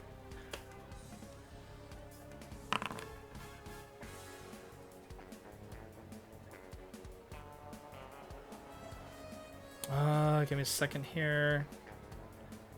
The +2 does not. You're using brainstorm, right? Yes. Okay. So, hasty augmentation. Is there a reason the quality says not available Which one? on that roll? Oh, you didn't add your quality there. Oh, well, it just says using metal. Yeah, you still get to pick something for the other one. Yeah. Oh. You just have to use metal in the pool. Okay. So I re-roll, Yeah. Go ahead and re-roll with the quality you want. and I'll re-add the brainstorm. We can add in the +2 on our own. That's fine. We know what you did. Okay, so a boost using...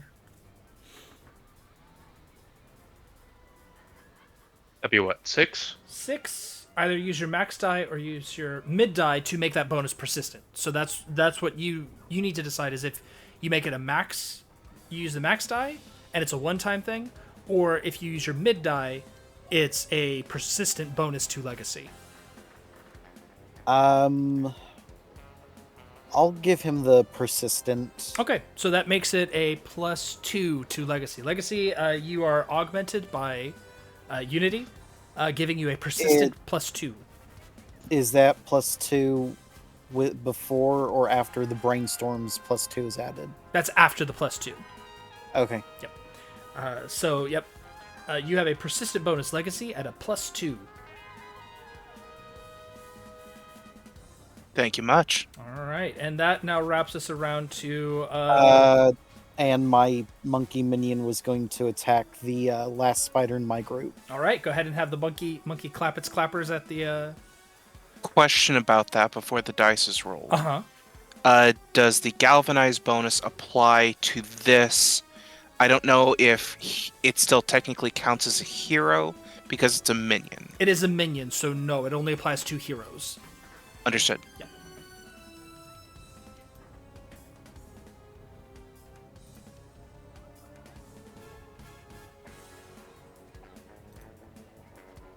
Alright. +3. Alright, that is enough to damage it, but we'll have to see if it actually does anything. Does this one still have its hinder penalty? It does indeed. So it does not make it, and it is also destroyed. That -4 is doing work. Yes, it is. Alright. We are down to 4 bots left. Legacy's got 3. Everybody else has defeated theirs except for Wraith, who has just 1 left. Let's go ahead and see about wrapping this up on Legacy. Do you want to hand it off to Legacy, or do you want to hand it off to the Spider Bots Unity? I almost want to say it's the spider bots because we still have persistent going, as long as it's not Legacy's turn Yeah. for our defense rolls. Seems fine to me. It's not defense, remember. Oh. It's what? It's attack and applies overcome to- rolls. Yeah. Oh, you attack and can't overcome add the actions. bonuses to defense? Okay. No. Never mind then. So yeah, do you want to hand it off to the Spider Bots or to Legacy?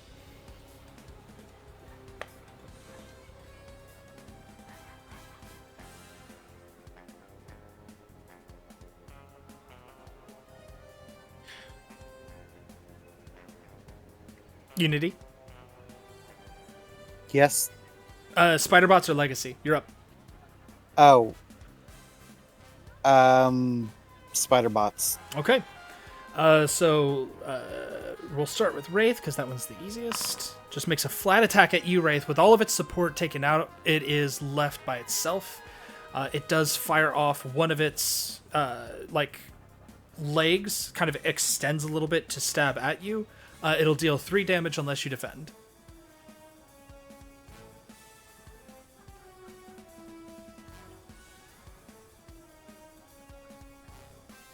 Defend.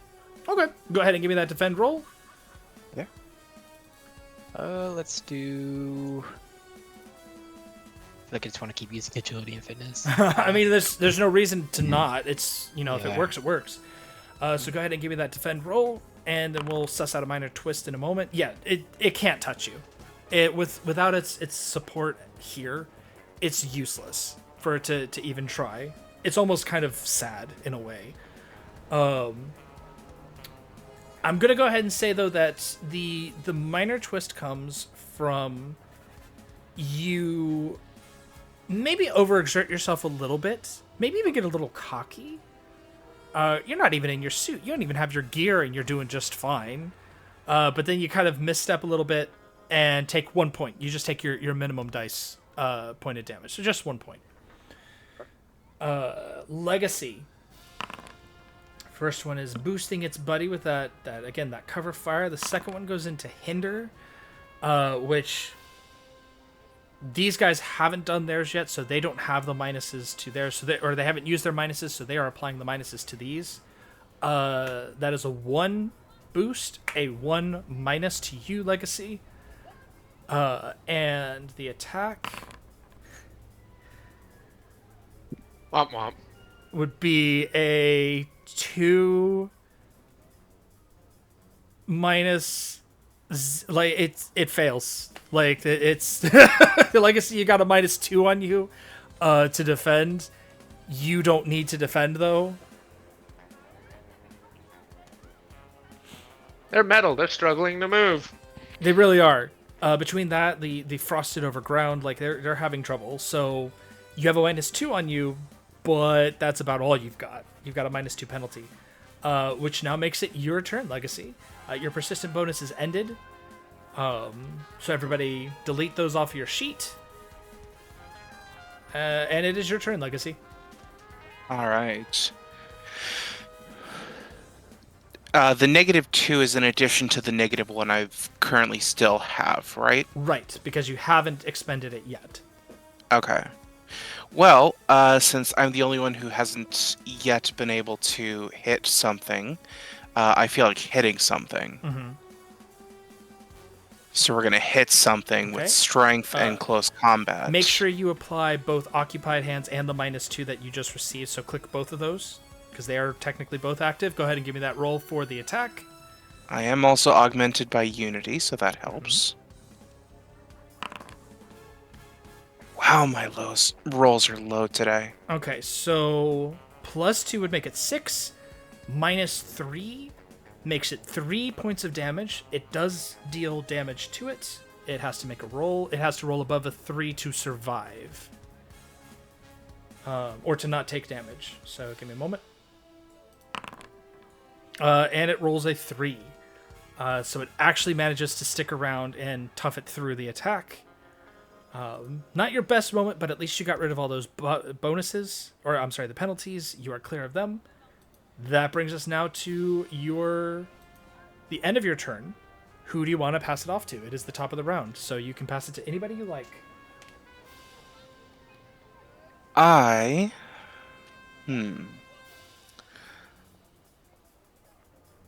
Just so we don't have to deal with them, why don't we actually pass it back to the spider bots?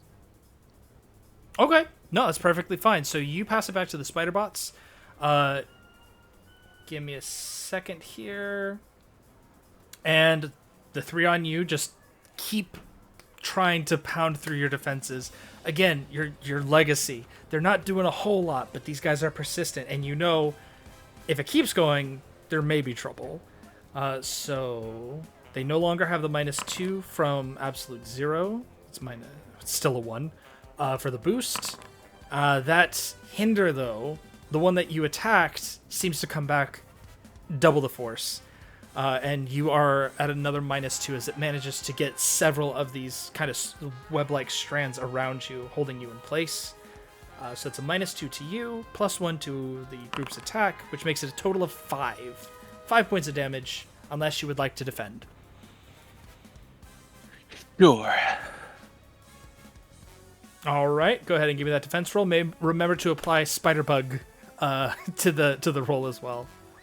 Gotcha. And the augmentation that applies to everything, yeah? Yes. Okay. Okay, so the 5. mid die, they cancel each other out, making it a nice 5. You completely absorb that damage, take nothing from it.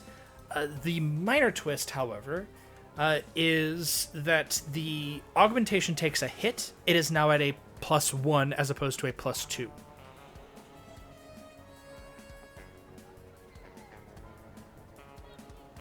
Got it.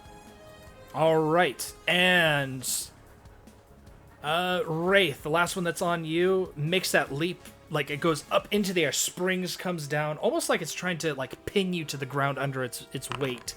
An attempt at 3 points of damage. What you got?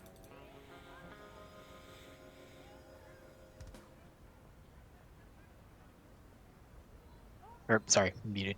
Oh, you're fine. Go for another agility fitness dodge. Okay, yep. Go ahead and give me that roll. All right. Doing pretty good. You still take 1 point of damage from this thing. It's not too bad. But as it does so, the minor twist that I'm going to give you is that it does pin you down. So you are hindered with you have a -1 hindrance or a penalty on you because you're kind of pinned underneath this thing. And that brings us now to Spiderbots. Who are they going to hand it off to? I think we'll hand it off to you, Wraith. So you got this thing on top of you. Its legs are kind of ground into the pavement on top of the building. You're pinned kind of underneath of it. What are you going to do?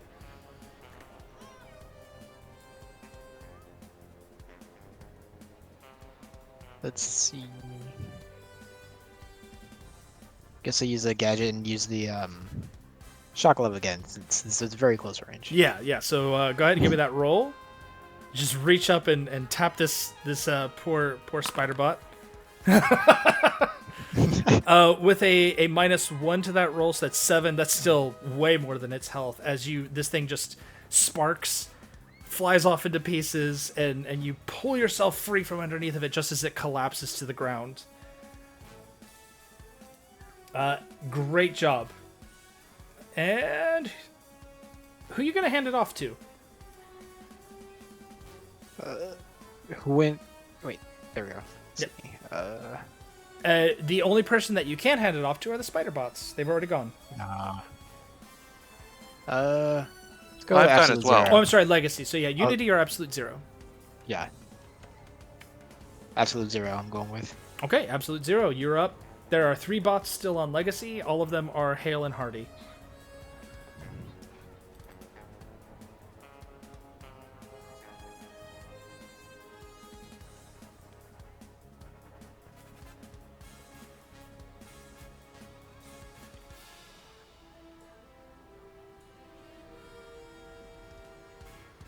Sorry, was it my turn? Yeah, yep, you're up. Muted for a second.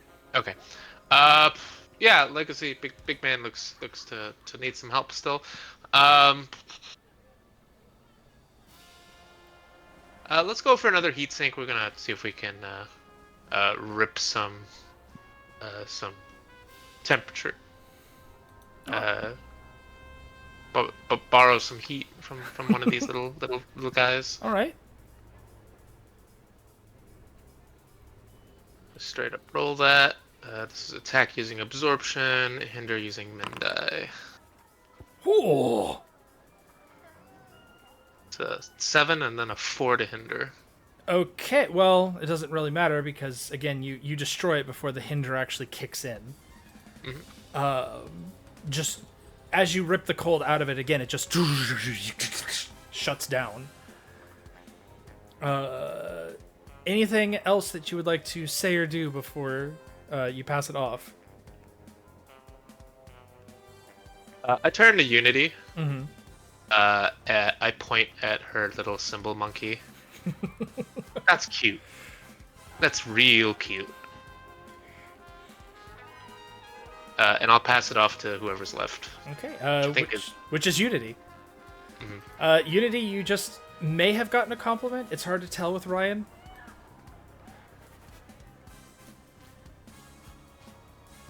All right, what's left? 2 Spiderbots on Legacy.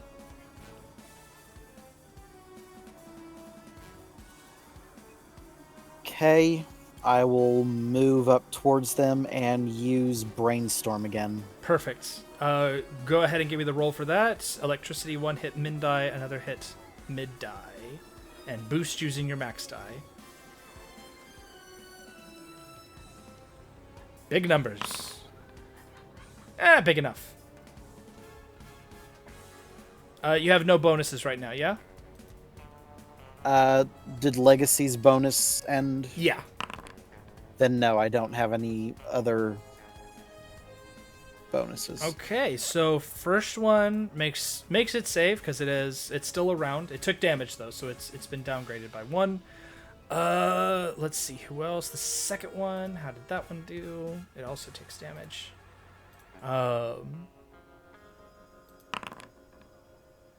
Yep.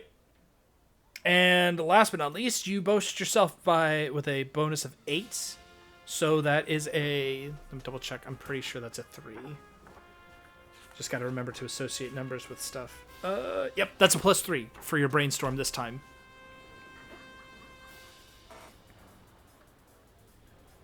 Okay. All right, and because you were the last to go, everybody's available and on the board. Who are you going to hand it off to? Oh, your monkey. I forgot. Your monkey also has an attack. Both of these bots are as damaged as the other. They're both at a D4. It doesn't really matter who you attack. Yeah, I'll just attack one. All right.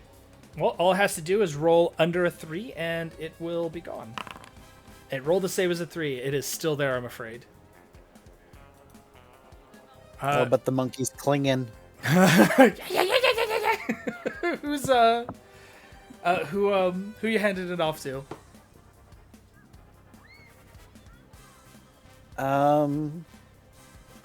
I'll pass to Legacy. All right, Legacy, you're up. You got 2 more bots on you, and then you'll be clear of this initial mob. All right. Well, I'm having a rough day, which is just making me a little bit irritated, so I'm gonna continue to try and punch my way out of this situation.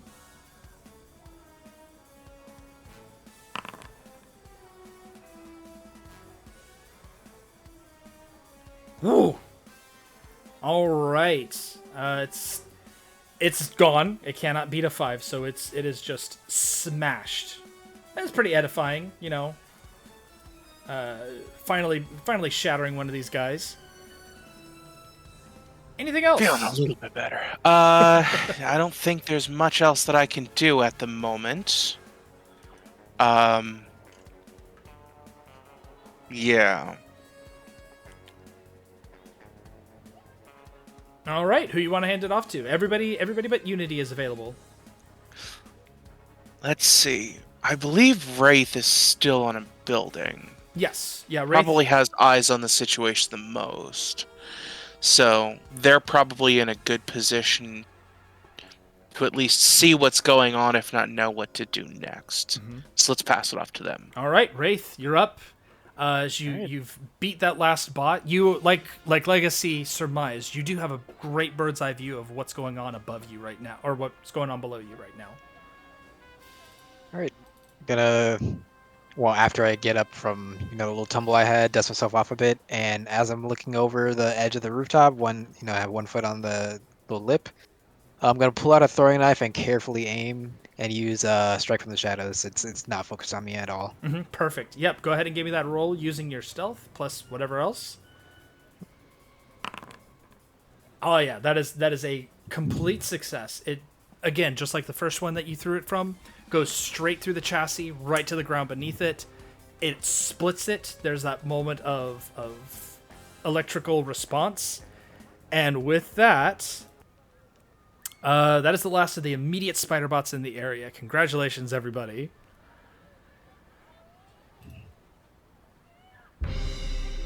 All right. Now, as you have a moment to kind of catch your breath, just for now, you can see that a number of the bots are still making their way to the tree and have actually started climbing up onto the tree and are making an active attempt to deal damage to it. At the same time, on the ground, you hear the sound of sirens. Police are approaching, cordoning off the area, trying to make sure that nobody else gets grabbed by these spiders. In addition to that, emergency services for ambulances have started to come in as well. If you'd like to, anybody who wants to can actually engage with the emergency services and get some healing up to max, but that will be your turn when combat starts again.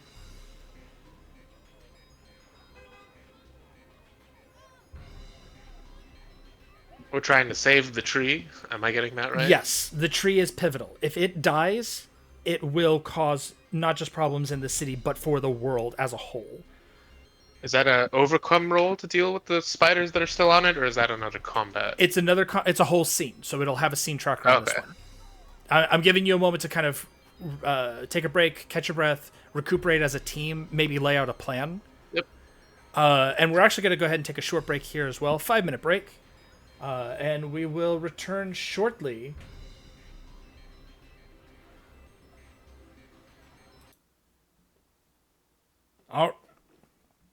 All right, everybody. We will return to the stream shortly. Hang tight. We'll be back in 5 minutes.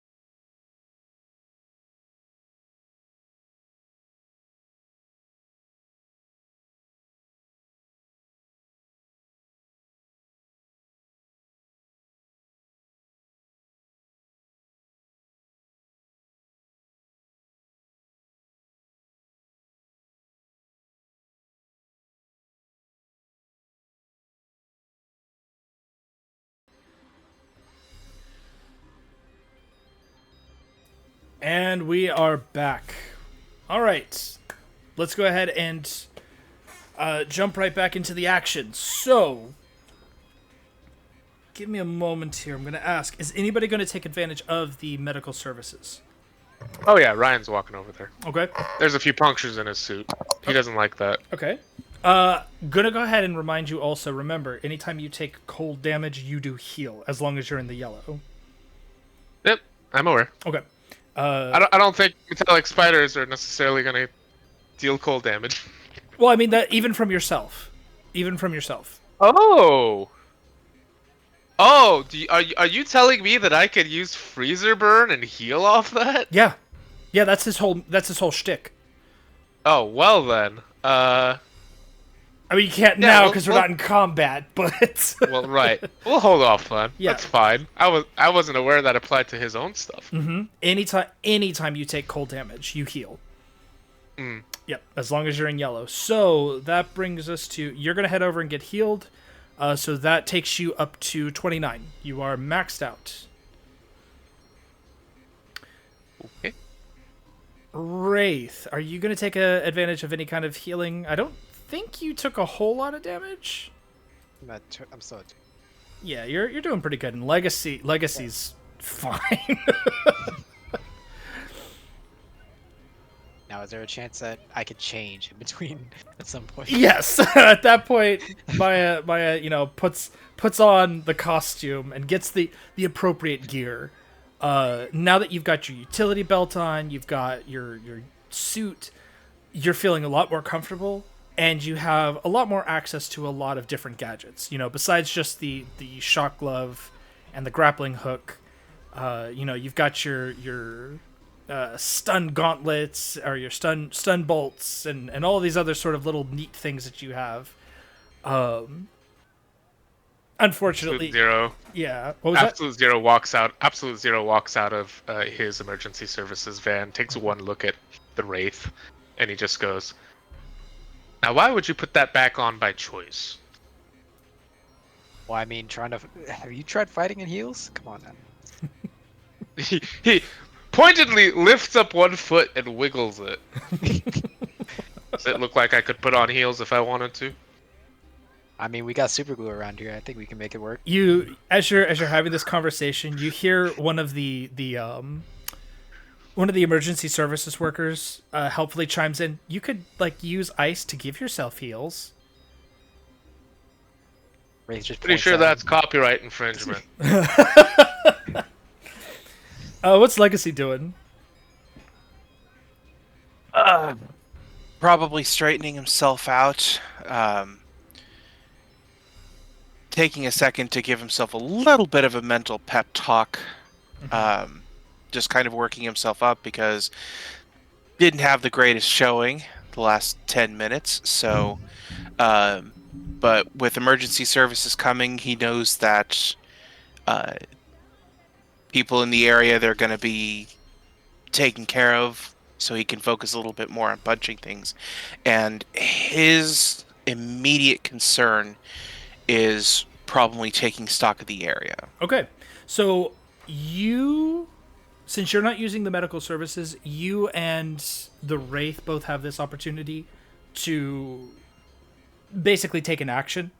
Something that doesn't involve combat directly. If you wanted to, take stock, like you said, stock of the area, get yourself into a better position, you can. Unity, are you back? Yes. Perfect. Is Unity going to take advantage of the medical services? Again, it just costs you your first turn. No. Okay. So sticking But- around in the yellow zone. Got it. Right. Can you use some of your abilities outside of combat? Depends on the ability, but yes. Then Unity would like to use Spawn Golem using all of the spare spider parts. Okay. I'll let you do the one. So, you can't just keep manufacturing them. But, yeah, you get the one. Did you want to use your Brainstorm boost to try and make this guy, give this thing an ability? Yes. Okay. Because... Shoot, where did it go? I've got Unity's book here. With a +3... You can give it. The runs. Actually, no, that is true. Swift. The minion rolls twice for its action and chooses the higher die. You can give it stealth. On a successful minion save, do not reduce the minion's die size. And harsh. When hindering, the target also takes damage equal to that penalty. You can also go smaller if you'd like with one of the other ones. So what you end up doing is you discard the bonus to make this happen. So you can make it autonomous, where it can use any of its actions. It can be floating, it can use pack tactics, it can be explosive or reinforced.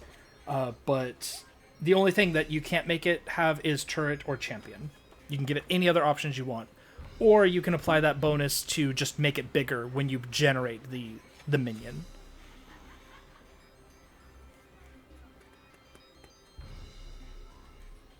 I'd like to give it the harsh ability. Okay. So go ahead and create... because you still have all of your minions. None of them actually took damage last time. So go ahead and generate a third minion with the roll. What you get? Ooh, a 6. That's a good one. That puts Nothing was biting them. And it's the hinder action this time. Yes. And at a 6, it's a small humanoid or large animal. It's a giant spider. Okay, so you just reconstruct these spiders, so it's something else, and it's your own spider. It's got that Unity flair. It's got magenta colored LED lights. Instead of that, because they're blue bodies with like silver legs and silver accents, and then the red single howl eye. You've reworked it so it's got the magenta colors. I'm picturing, instead of, like, correct me if I'm wrong, instead of like the singular howl eye, it's got like the multiple faceted eyes like spiders have, but it does like the LED light shifting colors through it instead. Yes. That's what I'm picturing. So yeah, it looks like a fancy DJ helmet kind of looking at it. So as Unity's doing what Unity does best, Wraith and Legacy, you can take your action to, like I said, do something that's not combat related. So Legacy, you're scouting the area. Wraith, is there anything you'd like to do? Can I use the principle of the detective to try and kind of see where they're coming from? Yeah, I'll allow that. Actually, Go ahead and give me that principle of the detective. Good idea. And I'll use deduction and investigation. Mm-hmm. All right, so you use the max. That's a 3. That would make this actually a success, but with a major twist.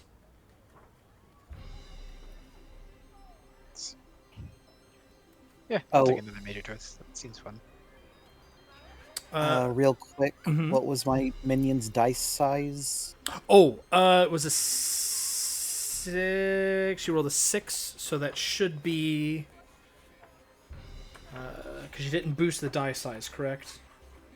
Correct. It's a D8. Alright, so action fails or succeeds with a major twist. Major twists are going to be a lot more hampering. You may end up losing access to a power. Or actually, what's the major detective twist? Because that's what you're using, right? Principle of the detective? Major secret that was just revealed that I'd rather have stayed hidden.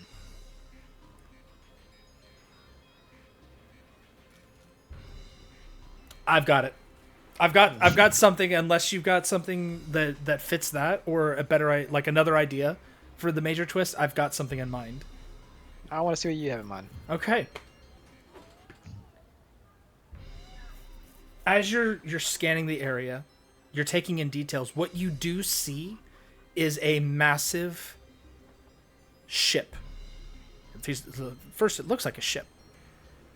But as it begins to hover over the tree, you notice that is where these spider bots are coming from. They're being dropped from this massive ship. And the closer you look at it, the more you realize it resembles a spider. That is the source of these things. And you know, destroying that will stop the spider bots from generating. That'll cut off the source of them. However, as you do that, you hear somebody on the ground, you don't know where, shout out, "What do you mean the Argent Adapt is missing?" Everybody that's in the immediate area, including yourself, Wraith, you can already sense the immediate panic that comes from that single phrase. The Argent Adapt is the person who is in charge of protecting the tree. The man lives in it, literally. And he has not been seen. And as a result, panic begins to sweep through the crowd.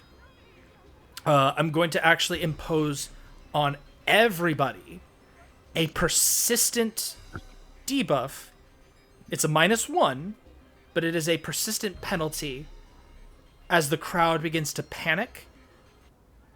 That needs to be stopped before anything else can happen. That will require an overcome, and it's going to require 2 successful overcomes to get rid of this persistent penalty.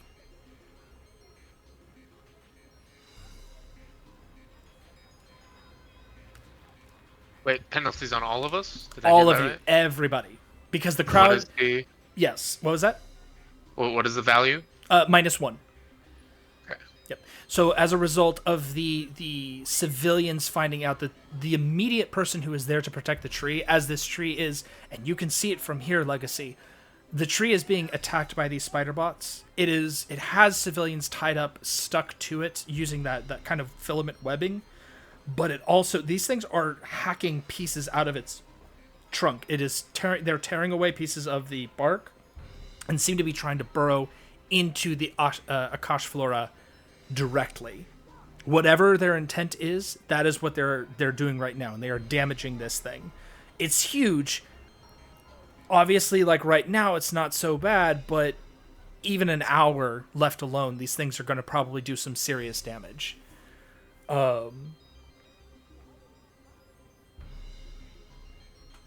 Almost as if on cue. I'm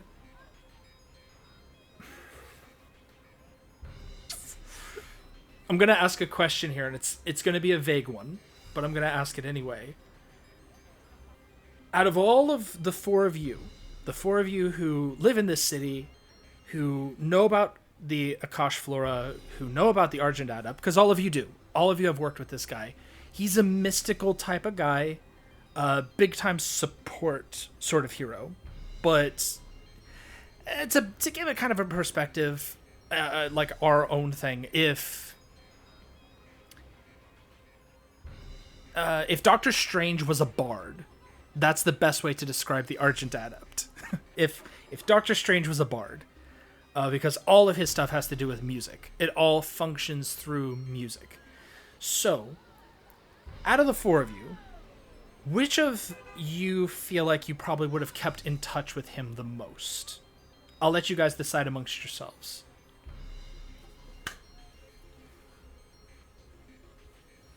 Not absolute zero.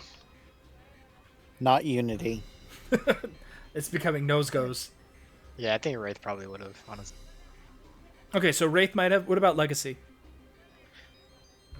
Legacy probably definitely would have. Okay. Overseeing the construction of the reconstruction of the city, and just trying to keep tabs on everything he could in response to the devastation that had happened. He'd probably want to make sure that things were going all right with him, and trying to be available to support him if he needed anything. He would probably have kept a good line of communication open with him. Okay. So as the two of you, and it actually is fitting because the two of you are actually focusing on the situation, both of you get a radio transmission coming through your communications. I'll let you decide how that goes. Wraith probably has part of her headset, but Legacy, whatever device you feel is suitable for him. But you get a communication call coming through. The call sign is the Argent Adapt. You recognize it immediately. Need help. The tree is overrun, and I need some assistance. And then the call cuts off.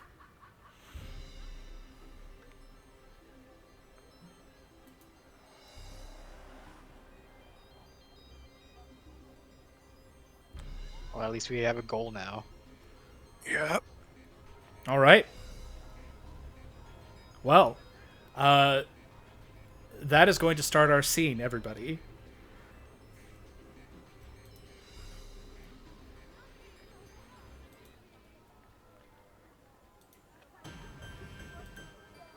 And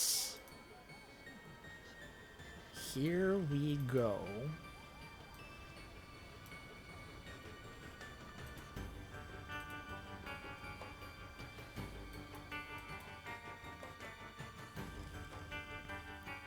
All right, there are a number of things on the board as you take that scan around and look. You notice around the proximity of the tree on top of the buildings are a number of spider bots, the ones that you, Wraith, had noticed before, kind of establishing a perimeter. They seem to have entrenched themselves, created sort of shields out of the filament, like spun filaments into makeshift kind of shields. They are entrenched. And when emergency officers try to get in there to get people out, those spider bots immediately start taking pot shots at emergency services. So that area has been cordoned off, but you were able to see that occur. So a couple of these bots, that is what they're doing. They are up there sniping anybody who gets near the tree that is not a spider bot. In addition, there is the sort of mothership hovering overhead, occasionally producing and dropping more of these spider bot eggs onto the tree, which then hatch out of a massive peeling metal and what appears to be some kind of like oil to create another one of these spider bots, which then begins the process of snipping at the tree for whatever the purpose is. Last but not least, more of the bots themselves appear to be wandering around, just keeping the area clear and making sure that, again, it seems to be securing the perimeter. You don't see any signs of the Argent Adapt, but he is down there. The signal came from somewhere around the tree, so you would need to do a more thorough investigation to find him. And then, of course, the tree itself is covered with various shapes of people that had been captured and stuck to the tree.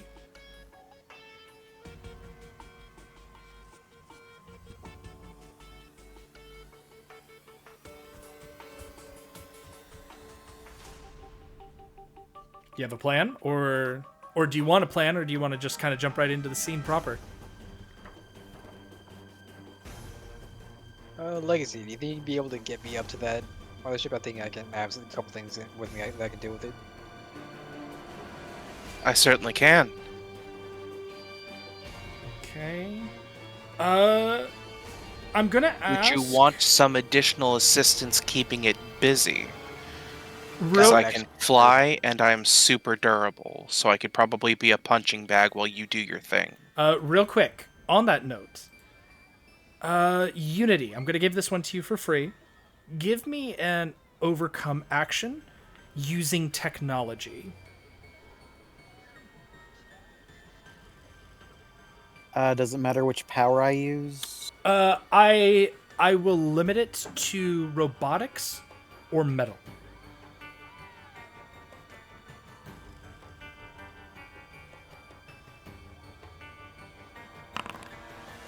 Okay. You can't just initially looking at these, again, this is your specialty, robotics, creating, and especially after taking one apart and kind of re-putting it back together again. Looking at it, you don't see any immediate kind of signs on how these things respond or function or form up into groups. But you know that there must be. There must be something that's kind of causing them to work in tandem, but you don't know where the source of that is coming from. You can try the overcome action again on a turn. If you have a turn, you can try to do it again. But there also might be other ways to kind of suss it out too, which may present themselves as combat engages. All right.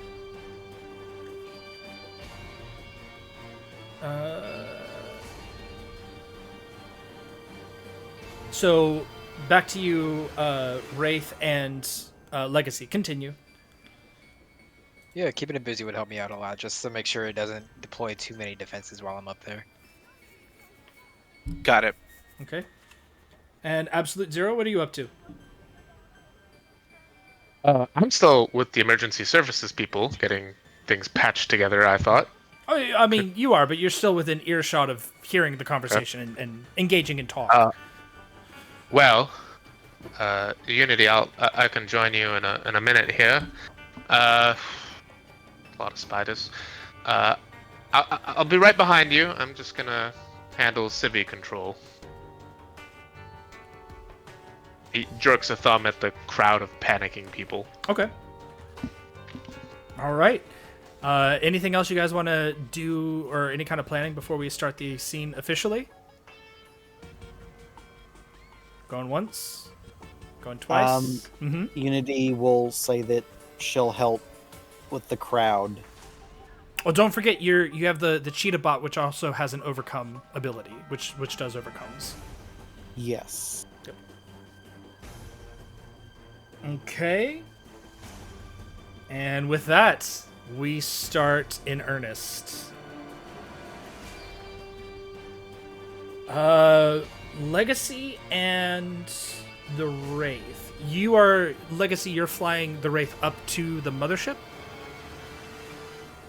Yes. Okay. So I'm going to go ahead and say that the first person to take action will be the Wraith this round. Wraith, you're up first. We are at present in the green section of the scene tracker, and we are... Yep, we're a go. Right, so just to make sure I got a place of where I am, I'm basically from kind of the street that we finished fighting them at. I'm in there, in between there, or am I already at the mothership? You are not. You were on the ground by the tree, and now you are being flown by Legacy up to the mothership, which is hovering above the tree. Okay.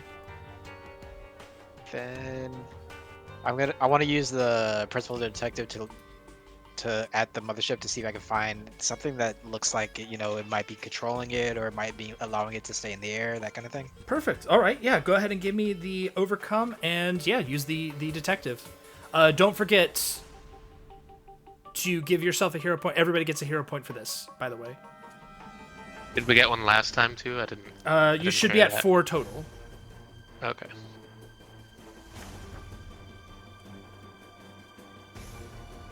Then for the roll. What can we do with hero points again? Those are for next session, or we'll do the thing for them at the end of this session, and then they'll be applied to the next part of the adventure. Okay, so that's a -1 to the overcome. That would make it a 7. I thought it was already factored in, or is it not? I don't know. It doesn't show it if I hover over it. And I think because no, it wouldn't apply it because you have to choose what to apply it to, because some things will use all 3 dice. So yeah, it would not. So it's -1 to this guy for the mid die. Puts it at a 7. It's a success, but it's with a minor twist. So as you get up onto the mothership, you realize what it is. The transmitter itself is inside the mothership. It's inside the Spiderbot mothership. That part you're able to detect using your infrared sensor. You can see it in the heart of this machine.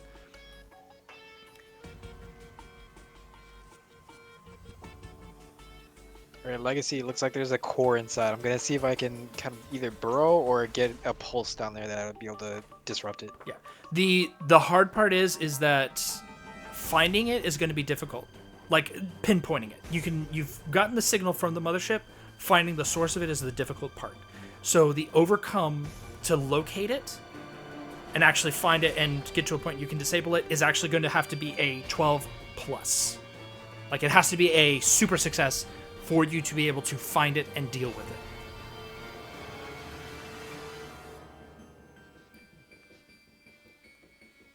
Just throwing that out.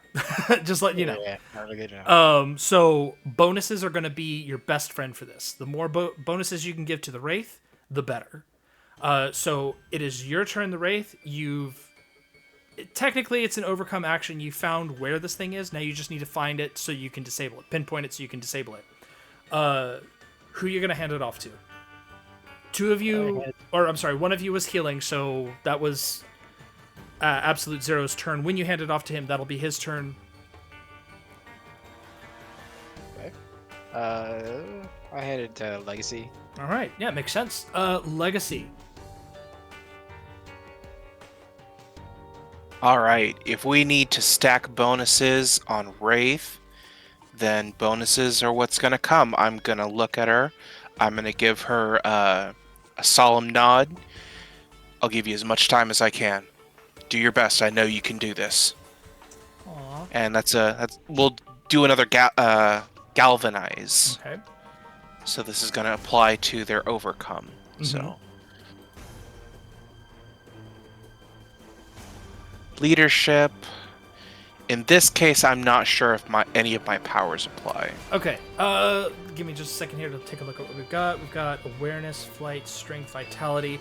I would say, because you said that you're going to provide as much cover as you can, we're going to go with awareness this time. Gotcha. Don't forget to attach the panicked crowd to the roll, and then go ahead and give us that roll. Am I still augmented by Unity? No, that lasts until the end of the scene, quote unquote. So this is a fresh scene.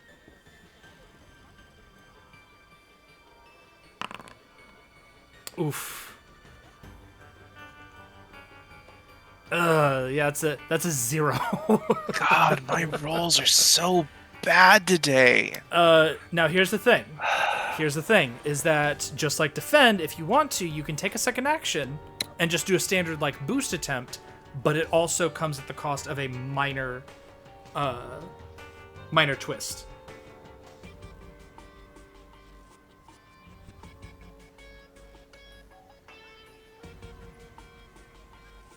Yeah, okay. Okay, I'll take a minor twist in order to try again. This is so bad. okay. So this is just a standard roll now. No bonuses, no special ability, just a standard roll. You can roll whatever you want for this boost. Well, then I'm assuming it's the same thing. It's just I can't apply that. This is going to be exclusive. Yep. To Wraith and not everybody. Yep. 3, so that's a +2 to Wraith's roll. That's a boost to Wraith. The minor twist, because this applies actually to both of you, thankfully, the first one is Wraith. As you're doing the scan, you hear the response from the robot. Like, it creates a kind of a feedback into your own, infrared sensors. The mothership is aware of you. The moment that happens, Legacy, your minor twist is it goes into defense mode, and it actually begins to, like, you can hear churning inside of it. It begins to produce spider bots faster. So the next time it releases a brood, there's going to be an extra spider bot mixed in there. Gotcha. Yeah, so who you want to hand it off to?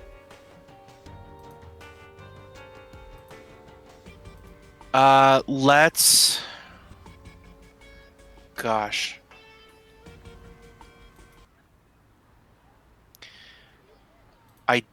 I don't want the spider bots to be acting twice at the end of the round. Mm-hmm.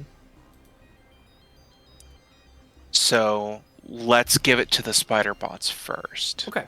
I'm going to go ahead and throw this out here then. Now that you're doing this, spider bot rounds will move the tracker. That is when the tracker will move up by 1 point.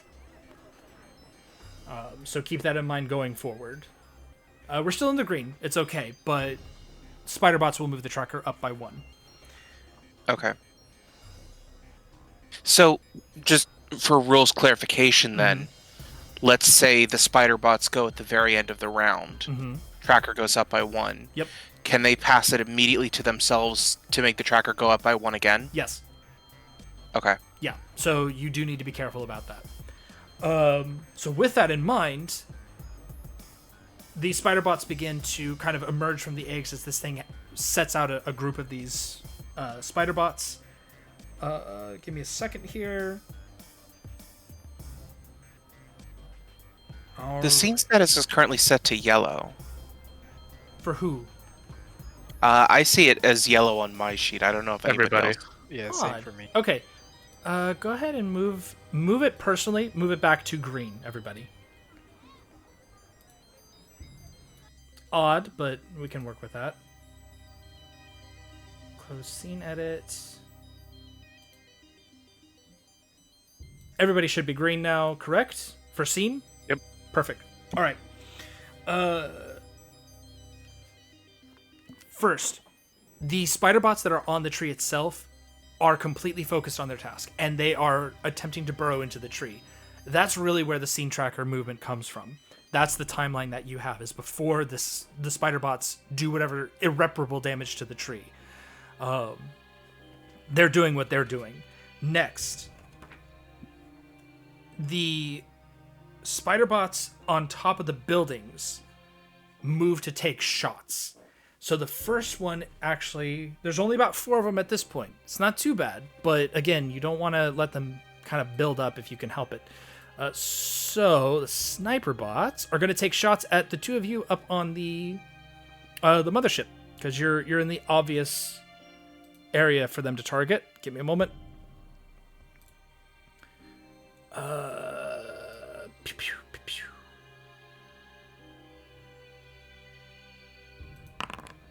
All right, Legacy. They're taking shots. 2 of them are taking shots at you. 2 of them are taking shots at the Wraith. So the first 2 take 6 and 3. Would you like to defend? Because that's a total of 9 points of damage if they hit you. Definitely. Okay, that'll be with a minor twist as well. So that means that give me the defense roll first, and then we'll go from there. Because they're shooting at me, I'm sure close combat doesn't work. But I've probably been shot at a lot, so America's finest. Mm-hmm.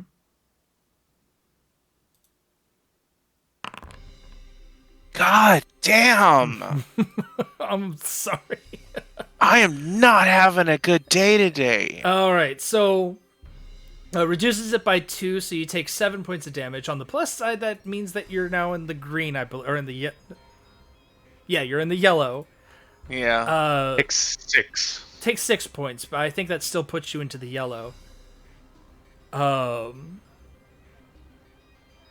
Which opens up your options a little bit. Attack using strength using your max die. Yeah, you've got your options now opened up a little bit, and your damage reduction goes up by 1 point as well going forward. So it's 6 points. You're in the yellow. Oh, it's actually 7 points because of the penalty. Apologies. So you should be at 20. Gotcha. There's that one, and the others are going to take shots at you, Wraith. 2, 1. You've got better cover because you're not flying on this thing. You're pressed up against it, so the shots are only about 3 points of damage. Do you want to take that minor twist? I'll take You'll take the what? the damage. Okay, yep. So 3 points of damage as these like laser sights fix on you, fire off. These are heat rays, and they do hurt. But you've got your armor on, and you feel you can take a hit a little bit better now than you could when you were, in your cities. So that is their turn. And that's it for now. Because nobody else is close enough to the roaming spider bots on the ground to be threats yet. So the spider bots are going to go ahead and pop control over to... we're going to give this one to Absolute Zero, just so we can wrap up his turn, and he's He's had his thing. You're healed up. Do you want to say anything, though, on your turn? Because you can still talk. Absolute zero. I assume talking is not going to let me do an overcome action on the crowd. No. Okay, no, I'm good. Okay. I roll out of the back of one of the emergency vehicles. Finally, suits patched up. There's bits of ice stealing the parts that they couldn't fix. Just because it is an extremely fancy suit. These are just city responders. But yeah, he rolls out. He's ready to go. He turns towards the crowd rather than immediately heading for the tree. Huh. Okay, I think I see what's happening here, but I'll take it. Please make sure that you are in green scene status. Going as yellow. Yeah, go ahead and kick it back then if you're not. Make sure that you are in green. Okay. Yeah, I think I see what the problem was. I think I fixed it. We'll go from there. If it gets weird again, we'll be fine. Anyway, proceed. Unity, you're up. Yep. We got a bunch of bots.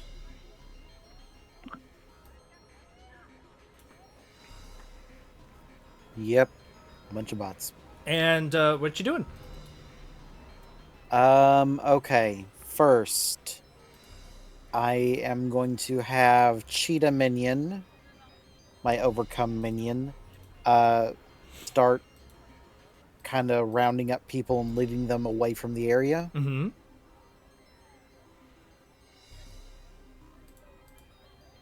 All right, so that's an overcome. Go ahead and roll its dice for the overcome there. Does that civilian panic apply to it or no? No, because it's a minion. Hmm. What was the results? 5? Ooh, nice. Okay, so that would be a 5. That is a success with a minor twist. So while the crowd is being moved and urged away, Chitara with Chitara's rocket boosts, zipping around, kind of cutting people off before they start panicking. It's a little bit of that redirection of panic. So everybody can remove the plus or the -1 bonus as the crowd is kind of dispersed. However, as a result of that, Unity, you kind of had this moment where people are afraid of Chitara, and it's not personal. It's just unfortunate because they're already kind of freaked out. Robot cheetah coming up to them is not conducive to relaxing somebody. So as a result, everybody else loses that -1. You lose the -1 persistent, but you are given kind of a -1 penalty that's regular, a regular -1 penalty. Just kind of seeing people being scared of your creations that you don't want to have scared. So it's kind of a bummer. So this is a personal one. Does not apply to the rest of your bots. It's just a regular one that goes onto your next roll. That leaves Clappy and Spadrago. What are they doing? I'll have Clappy attack one of the spiders that's trying to set up the trenching. Okay. Yep. So those are the snipers up on the buildings. There are 4 at this point in time around the base of the tree, kind of doing the perimeter thing. They look like standard regular old spider bots. There's 4 of them. And then there's a total of 4 sniper bots. So Clappy's going to go attack one of the sniper bots. Yes. All right, go ahead and give me that roll. Ooh. Not Clappy's best showing, unfortunately, and as a result, doesn't really do a whole lot. The cocoon that this thing has created for itself seems to protect it almost entirely. Unfortunately, Clappy does not manage to break through that webbing just yet. How about Spadrago? Because Spadrago hinders and damages at the same time. I'll send Spadrago out to start taking out the spiders that are on the tree. Okay. Give me a second here.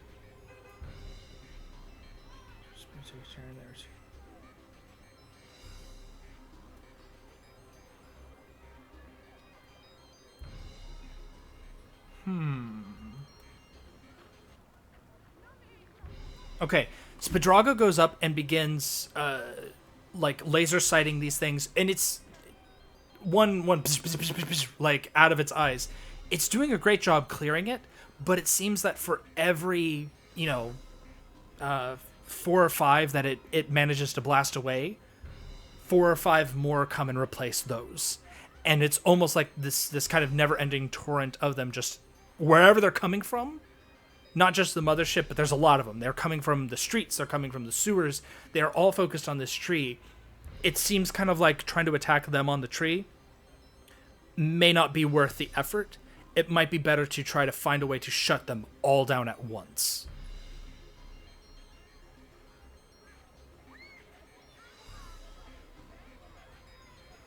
Okay.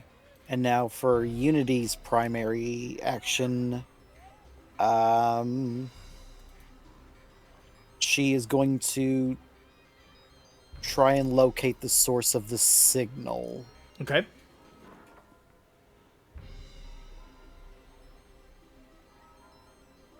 All right. Either an overcome action, or you Unity, you understand that by tapping into your own innate abilities, it kind of gets you in tune with the rest of the world around you. So I'll give this one to you for free.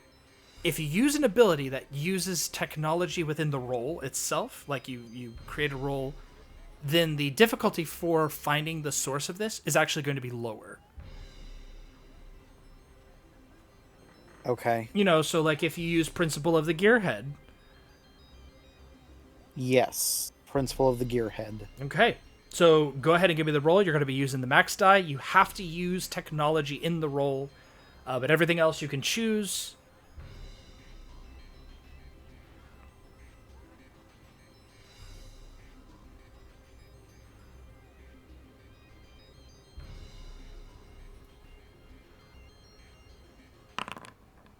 Six.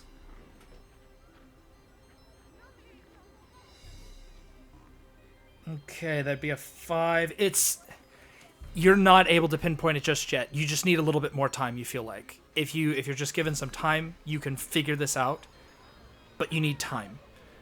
In the meantime, everybody else, I think that puts you at 5 hero points altogether. You're maxed at this point. Perfect. Actually, Unity, give me just 1 second. Okay. One moment. Where's your book? I just need a hero book real quick. I need to check the rules on something. He's out.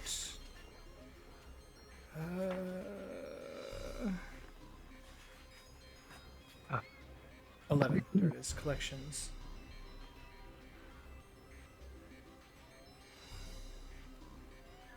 Okay. Going forward, I wanted to wait until this moment. Going forward, all of you have something in your on the front of your sheet under collections. It should be Justice Comics Volume 1. Going forward, you can once during this scene invoke that to use the maximum result of a dice roll. You can only do it the one time, but you can use that to maximize the dice roll going forward. Where is this? On the front sheet, so the hero tab. Ah, okay.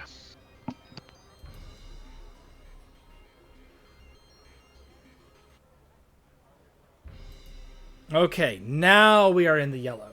Everybody should be in the yellow on their scene tracker, correct? Yep. Perfect. Yes. Unity, who are you going to hand it off to? I'll hand it off to... Who's left? You're at the top of the round. Oh. Okay, I'll hand it off to Absolute Zero. All right, Absolute Zero, you're up.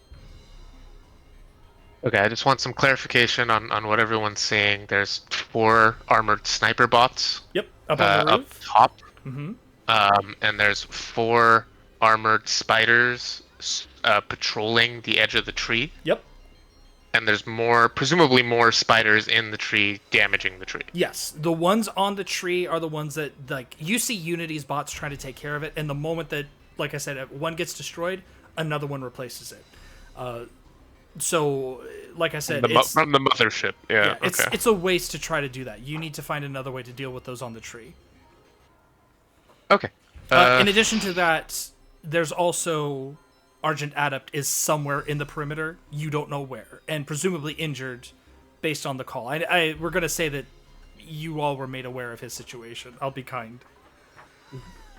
Okay. Then looking around, Absolute Zero sees that Chitara is dispersing the crowd, and the crowd of folks have kind of moved off. Well, and he just shakes his head, and he walks over to a building, probably on the opposite side of the street, that's at least as tall as where the sniper bots are on. Okay. And he just lays a foot on the side of the building, and just freezes it there. And he starts walking up the side so he can get to a better angle, so he can actually see these sniper bots and deal with them. Okay. And the whole time he's walking, he's humming a little tune to himself. Time, see what's become of me while I looked around for my possibilities. I was so hard to please. He gets to the top. He's gonna turn around. We're gonna freeze burn. Okay. Freezer burn. We're gonna attack using cold and ranged combat using max die, and we'll take damage equal to min die. And the whole time he's up there, he's basically forming spears of ice and just chucking it across the way at the sniper bots. Okay, sounds good. And go ahead and give me the roll for the attack. We're using the max die. And... And yeah, all of this to him singing "Hazy Shades of Winter" by Simon and Garfunkel, because that's what he had on cassette when he was stuck in. Really, the Simon and Garfunkel version, not the superior 80s version. I forget who sings it. I know it's a female vocalist, but anyway, continue. So that's 8, and he takes 1 point of damage. Which he takes no damage because we're yellow now. So. Oh. I wasn't aware of that. Okay. Yeah, null point calibrator kicks in, and so you take no damage from that roll. That is a good point. And that is 8 points. The Spiderbot gets to roll because their shield does provide them some defense. They have to literally roll a 6 to survive this. They do not. As the first of these ice spears just rips right through its cocoon shield, probably scares the living daylights out of poor Clappy, and it just wrecks this first Spiderbot with a kind of sound. Next, who would you like to hand this off to? Let's give it to Wraith, just because I know them getting to that transmitter and dealing with the mothership is a top level priority. All right, Wraith, you're up. Right. And for getting to the core, you said I had to get the 12, I believe it was? You have to get a 12 unless you have an ability that uses technology in its dice pool, which you don't have technology, so yeah, you would have to do an overcome and get a 12 or better. But I think you can boost yourself if you wanted to try. Yeah, I was gonna try using the utility belt. Yeah, go for it. So with gadgets, and I'm gonna use investigation to just use the gadgets what I got to figure out a better way to get to it. Get to the core. Okay, so boost yourself using gadgets. You're not going to use your +2 on this one. You're going to save that, correct? Yeah. Okay, so that gives you another +2.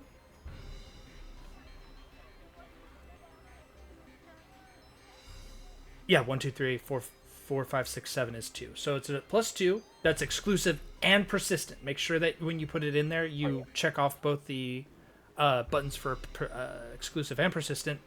What it means when it's exclusive means that it has to be used exclusively for the purposes of the action that you're taking, as opposed to you can just apply it to anything you like. In this case, you are using this very specifically for the purposes of overcoming and finding the device. If that makes sense. Yeah. Okay.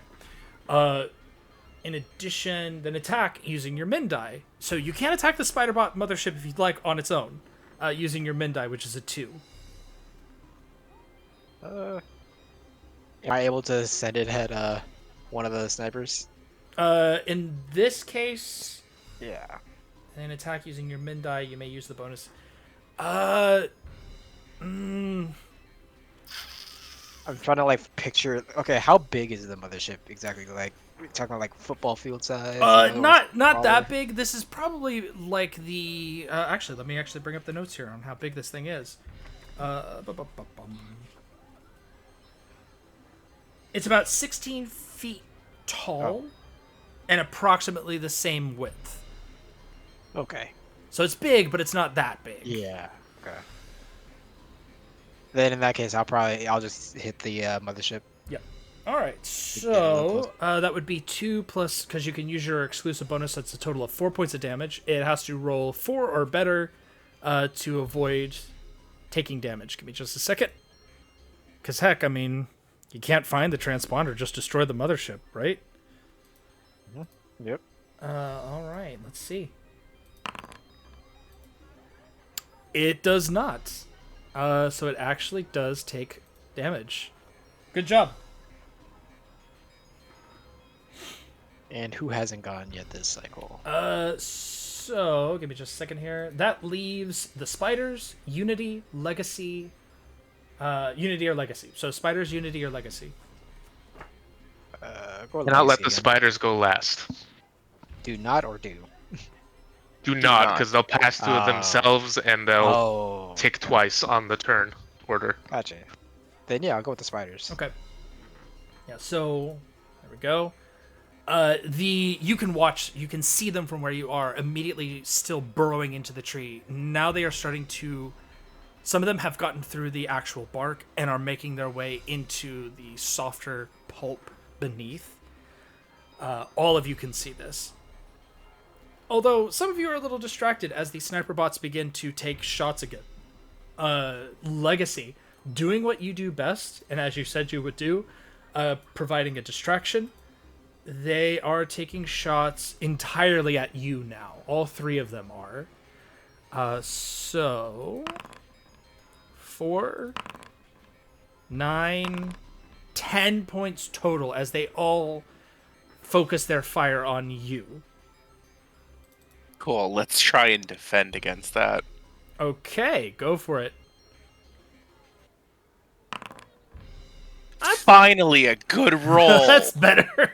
So 7 total. So you only take 3 points of damage before damage reduction. Then you take another 2 off of that because you're in the yellow zone. So you take 1 damage, 1 energy damage from this attack. Good job. Hooray. Now for the minor twist, do you have anything in mind, or do you want to go ahead and let me handle this one? I had a thought, because this is something that I was planning to do immediately afterwards. Because in the yellow zone, I have the ability to use fly to attack multiple enemies.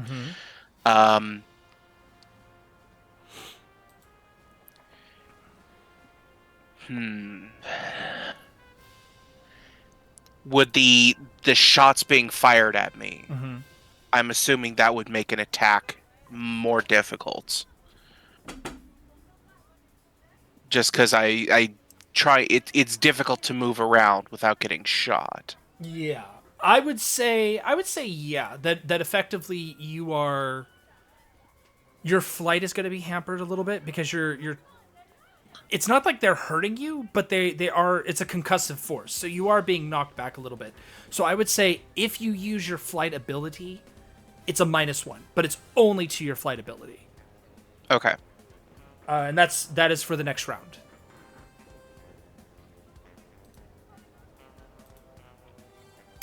Next, that's going to be the Harvest bots have done their bit, literally. Armored snipers have taken their bit. The roaming spiders now seeing that Unity's bots are engaging in combat, and they kind of hone in on you, Unity. They're making their attacks towards you, which is a little daunting. You're not exactly somebody who is on the ground taking hits. That's not usually your purview. But they are taking shots at you. Give me just a second. Hopefully they'll roll low. Spider bots.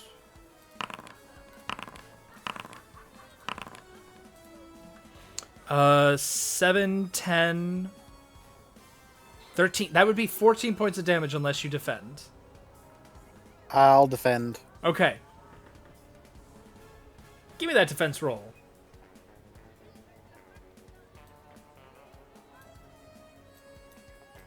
And defense uses... Whatever you'd like. Just make sure that it makes sense.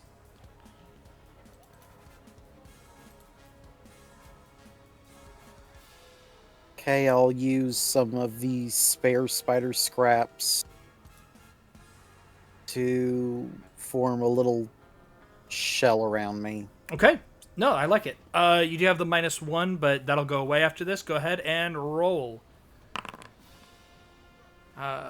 Ooh. Okay, so that'd be a 5. -5. We said, what was it, 11? 10. 14? 14. Okay, so yeah, -5 would put it down to 9 points of damage. Which would actually throw you into the red. Which is good and bad. No, I'm still in yellow. Oh, okay. No, that's fine then. I thought you were further along. Perfect. Okay. And the penalty is gone. Very good. Anything else for the bots? No, that's it for now. All right. That was a big hit, but you're all still standing. Unity or Legacy, I think the spider bots. Unity, we're going to stick it over to you. Because you took a pretty palpable hit, and they're kind of all focusing attention on you at this point. So, Unity, you're up.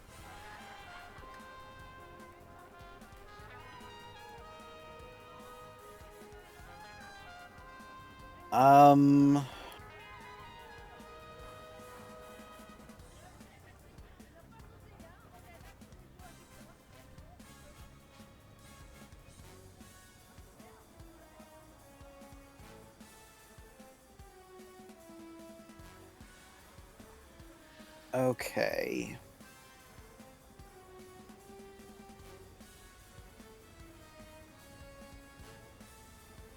All right. Cheetah will continue to, or are all the people gone? Yeah, they are all gone now at this point. So Okay. I'll go ahead and lay this out to you now that Chitara is free to do other things. Chitara can actually use an overcome action if you'd like to dislodge the spider bot snipers. It would need to be obviously a successful one, but obviously, like, you can help. She can actually help remove those. Also, don't forget about the webbed human shields that are stuck to the tree. So that also requires an overcome to get rid of those if you want to use Chitara to help free some civilians. And then there's also locating the Argent Adapt, who needs to be found as well.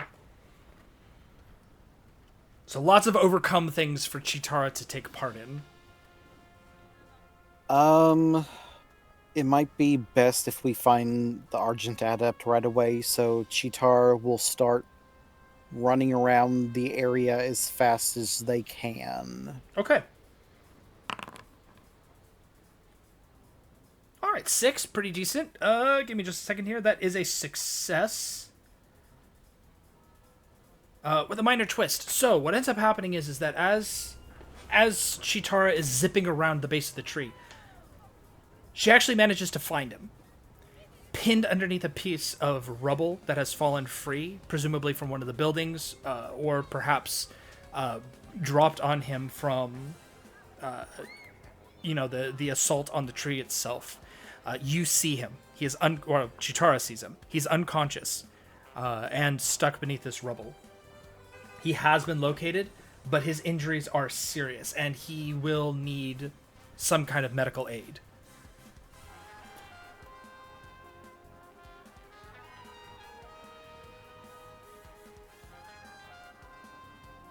Okay.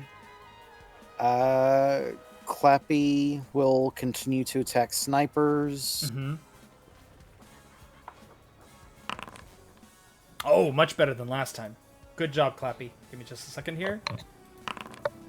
Ah, yeah. This time he actually did some damage and managed to break through a little bit of the shield there on one of the snipers, ripping it asunder and allowing it to deal some damage. One of the bots has taken a hit. Great job. And what about Spadrago?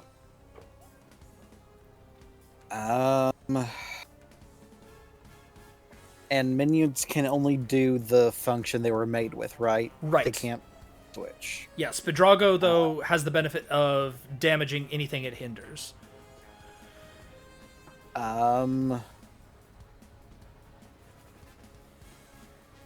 Can it... Does that apply to just enemies, or can it also hinder objects?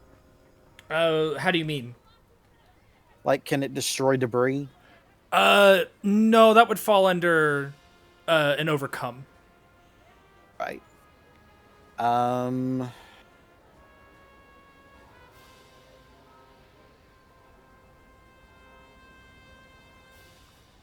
I guess I'll send Spadrago out to take out the other snipers if it's not putting a dent in the spiders on the tree. Okay. So Spadrago shifts gear, makes its way over to the other spider bots. Go ahead and give me an attack roll for Spadrago to hinder. Whoa! All right. So it does deal damage. And that actually just destroys another one of the sniper bots. Spadrago's lasers kind of focus in on it and blast, like it pierces right through the shield, pierces right through its armor, and the thing just erupts as it explodes in a burst of magenta sparks and energy. You see this up on the rooftop as well. It actually might even catch you a little bit by surprise there, Absolute Zero, as you're winding up to throw another one of these massive ice spears. Your present target just gets vaporized right in front of you. He shifts a couple of inches to the right to take aim at the next one. And I think that's all of your bots. Anything else, Unity?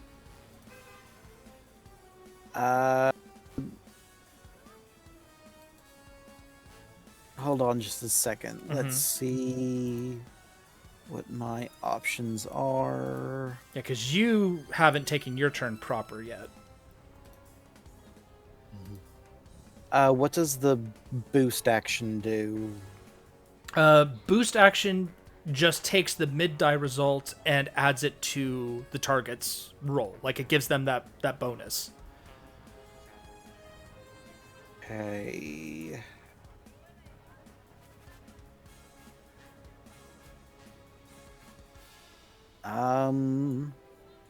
Also, again, everybody, do not forget about the comic book collection thing, which lets you use the maximum die result for one roll. Whatever it is, it allows you to use it for that roll.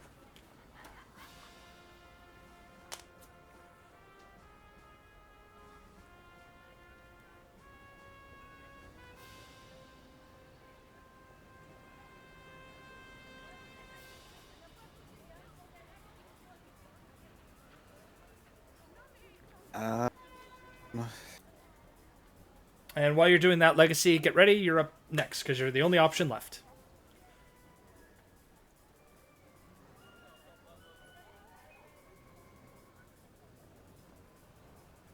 I will use Flash Forge Okay. to boost one of my minions using metal.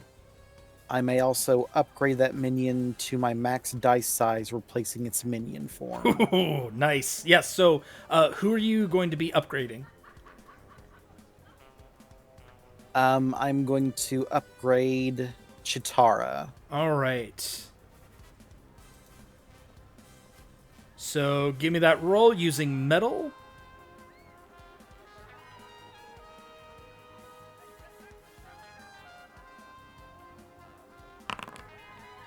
Nine. Excellent. That actually would take Chitara from... Where's Chitara at now? I think a D6.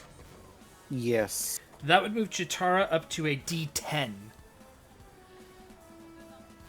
So as you're collecting, I'm supposing scraps, and you're literally just forging these onto Chitara, expanding her size a bit more. The rocket boosters are getting a little bit bigger, and you boost with the 6, which means that Chitara also has a +2 to an overcome action.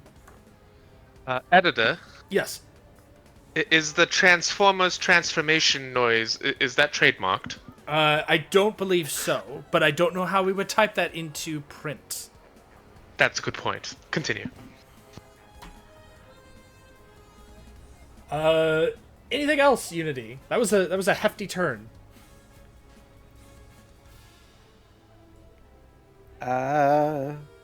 Nope, I'm good. All right, then. That means the only person to pass it off to is Legacy. Legacy, you're up.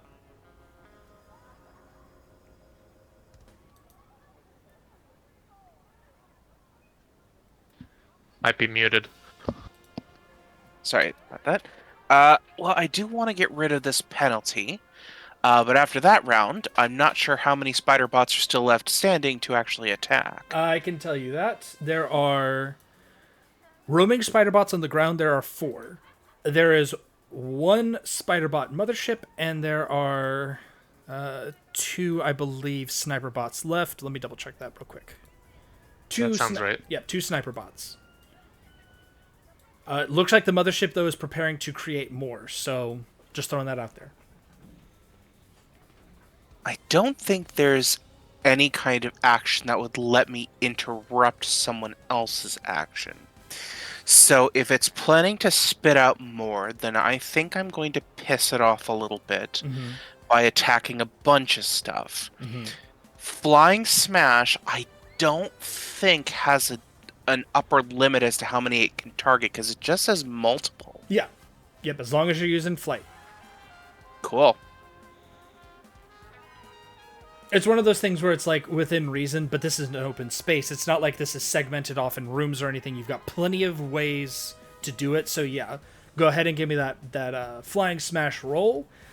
Make sure to apply that -1 to it, so that way it goes away. Right. And if need be, use your Mac. Yeah, I say use your issue. Yeah. You know what? That's the second time I've rolled. So here's the thing: is God. that for issues, like thinking back, this actually reminds you of a particular moment once upon a time where you fought Omnitron. Omnitron also used spider bots. These look suspiciously like Omnitron's spider bots, and like Omnitron's spider bots, they're agile, but not that agile. And you find yourself almost like lining up a shot for a moment. You're like, I got this one, this one, this one, this one, this one. And you just take off and almost ping pong around to each of them, dealing 6 damage to each bot. Literally, if none of them roll 6s, you will destroy all of them in one go. Cool. So let's see how well you do here. So the roaming spider bots will roll first. They have to roll a 6 or fail. That one's dead. That one's dead. That one survived. That one survived. So you managed to destroy 2 outright. Give me just a second as we see about the armor bots, because they have a +2 to their roll. This guy, the armor bot, one of them is dead because he could not roll high enough. But the other one might make it. Nope, that armor bot is also dead. That also leaves the spider bot mothership. So let's take a look here. She, as as far as a mothership can have a gender, it does take damage, but it is still functional. All right. That was an amazing go. As the rest of you guys. see him, like Legacy just is a blur, ripping through these bots. And as a matter of fact, as it happens, a number of people on the ground, like the police officers, the civilians who are brave enough to kind of stick around and watch, but people are on the ground cheering. Like this is phenomenal. And Legacy is a favorite in the city for a reason.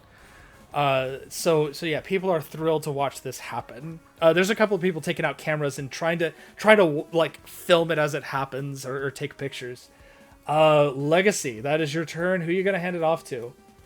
I think it's like anybody, yeah? Yeah. Well, I bought some more time for Wraith.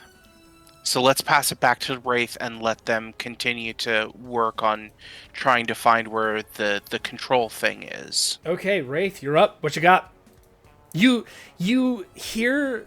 I'm going to ask, would Wraith look up at the sound of the smashing?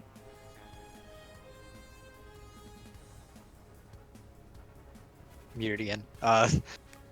Just a quick glance up, yeah. Okay. Yeah, like she hears the smashing, and then about like after a couple of the first 2 or 3 bots, like you have that moment where like Wraith is going to kind of look over the rim to see what's happening, but then you hear the cheering and you're like, oh yeah, I know what's happening. Legacy's doing what Legacy does best. So yeah, what are you doing? Because you boosted yourself, you're at a +4 now. Yeah, what you up to? If I want to boost again or go for it. I think I'll play it a little safe and boost one more time. All right. Same exclusive. Sounds good. So gadget investigation. 6, 3, 2. So that would be a +1. Oh, I apologize. That is the other thing. Exclusive. You can only do it the one time. Oh. Okay. Yeah. So if you wanted to, if you want to boost yourself, just using a regular boost action, you can. But okay. Yeah, you can only do if it's exclusive, you can only do it the once. Okay, then yeah, I could do a regular boost. All right. So that would put you at a 3. So that'd be a +1 to. That would be a +1 bonus, unless you wanted to use your comic book to kick that up to a 6, which would make it a +2. I'll use the comic book. All right, so that go ahead and check that off on the front and give yourself another +2. You are now at a total of +6 on a roll that you want to make. As you continue searching, trying to figure out exactly where this is, you feel the bot shudder and you realize, like you hear this like a klaxon siren coming from within and a low voice saying, releasing imminent. Who would you like to hand it off to? Hand it off to Absolute Zero. All right, Absolute Zero, you're up. You have one spider bot in front of you. After you see Legacy come and just kind of destroy one of the other ones, he takes a moment to prop his latest ice spear down alongside him like a halberd, and he leans out over the edge of the rooftop and he yells, "Hey, big man!" I apologize. There's no more sniper bots. They are all gone. Are there any remaining minions? Yes, there are 2 roaming bots on the ground. Lovely. We're gonna take care of one of them. He just props up a foot against the parapet of the roof and he chucks. And the panel is he's still humming the Hazy Shades of Winter. Mm-hmm. It's doing that translucent like Mount Rushmore effect behind him where you see Simon and Garfunkel, but also the Bengals next to them. There we go. Good call. Freezer burn again. Mm-hmm. Cold, ranged, using max die. I take damage equal to min die, which I really don't because it's a yellow scene. Yep. That'll be a 6. That's a 6 on the one down on the ground. Give me just a second here. Let's see if they manage to survive. They do not. They take a hit, so they are down by 1. So they're at a D4 now. One of them is at D4. The other one is at a D6. Excellent. Now that the rooftops are clear, he's going to descend from the roof. He just kind of does exactly what he did before, but just in reverse. He just kind of like leads out over the edge, hooks up one foot, and then just like it's like reverse mountain climbing. Okay. Just backwards. All right. But yeah, he's gonna head back down to the ground, and that's his turn. Let's pass it to. You got Unity or the spider bots? Well, Legacy, because Legacy ended last round. He hasn't gone this round yet. That's right. You're right. I apologize. Or Legacy. Yeah, let's hold off on the spider bots one more round. Let's see if we can get as much going as possible. Unity's the best for that. She's got the most minions and herself. Let's pass it to her. Okay. Unity, you're up. Okay, now newly boosted, Chitara will go and get the debris off of Argent. Okay, go ahead and give me that overcome action. Ooh, nice. All right, +2, so that's a total of 9. That is a complete success. It's not a super duper success, but it is a complete success. So Chitara actually manages to kind of prise her larger bulk underneath of it, pushes the rock off of him, and tugs him free.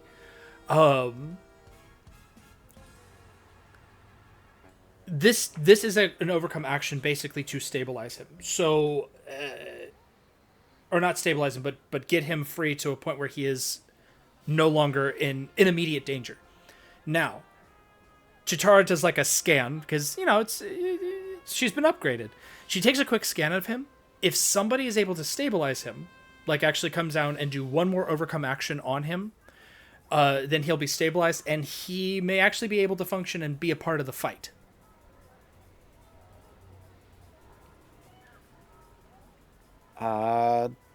Unity will make a break towards where they are and assist. Okay. So, Unity, go ahead and give me an overcome action to see about getting him back on his feet.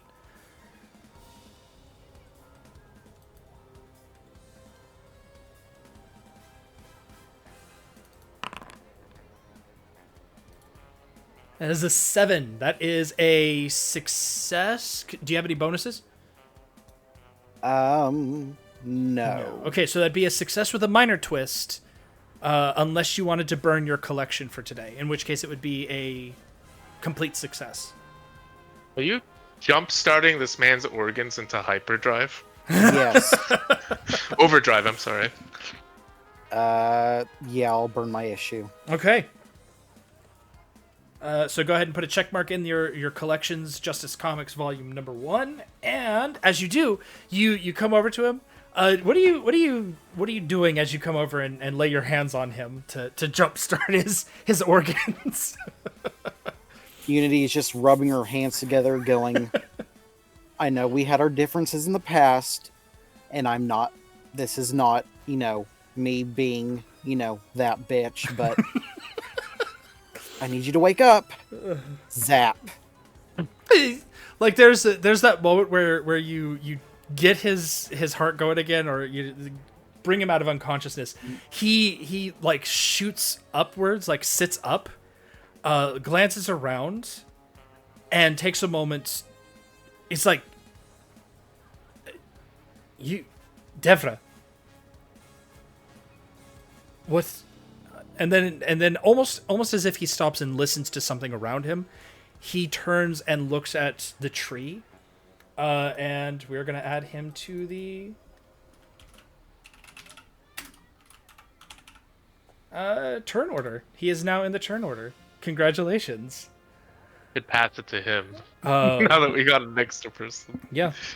Now I will say he's not in any place to attack, and he says as much. I'm not well enough to actually take on full combat, but I can definitely provide some assistance. On his turn, he will pick a hero target and give them a +3 bonus.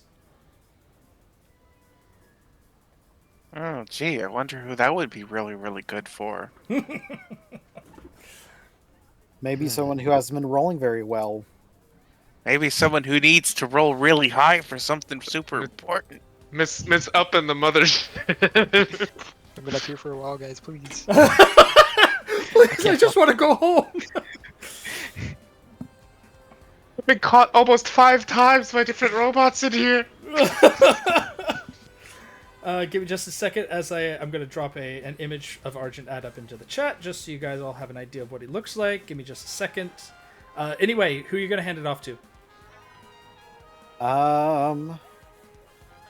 It's the spiders or... Spiders, Legacy, or Argent. And I'm also going to say that he will not be able to help Maya because he can't see her this time. This round. Next round he might be able to, but this round he will not be able to.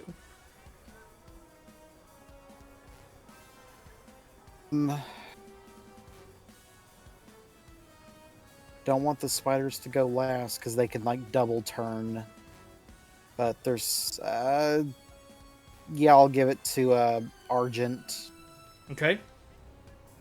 As he pulls himself up into a stand, he's shaky, he's leaning against the tree, and you can see he is bleeding. Like there's no doubt about it. And as he does so, I'm trying to think, Chitara's mechanical voice kicks over and is like, he's suffering from various points of internal bleeding, etc., etc. Like, she gives you a loadout. Like, he's not doing well, but he's well enough to fight. So as he does so, he shifts his hand in the air and conjures up what appears to be a set of pipes. Blows a little tune on them, and give me a second here. There we go. Where did it go? There it is. And he's going to give a +3 to Legacy. Legacy, you feel a surge of energy passing through your body as a familiar energy kind of hits you. Again, you've worked with Argent Adapt before. You've heard that music. You know that tune. You know this feeling. So Argent Adapt has granted you, Legacy, a +3 bonus. I'm going to actually add that to your sheet. Give me just a moment here. In the meantime, he will take cues from you guys. Spiderbots or Legacy?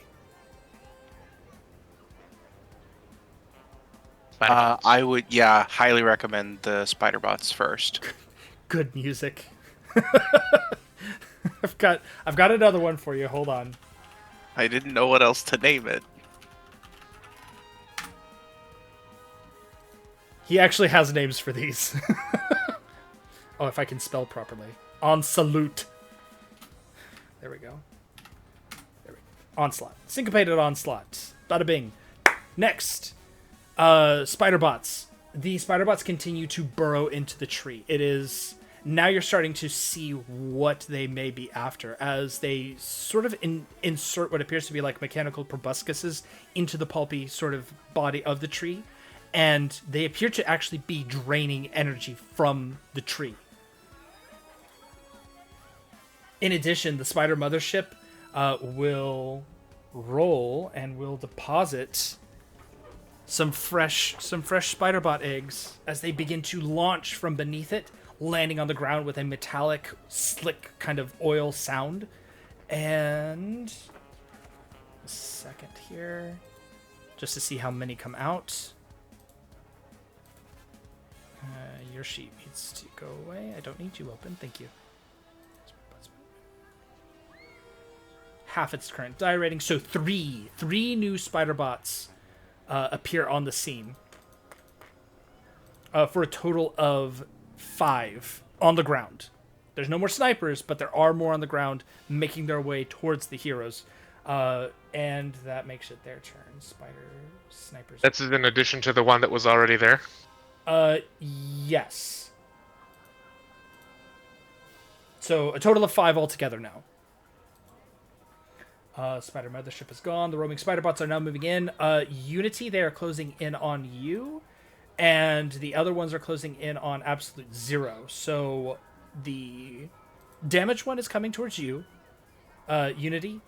The rest are making their way towards 0. So that's 4 on you, absolute 0.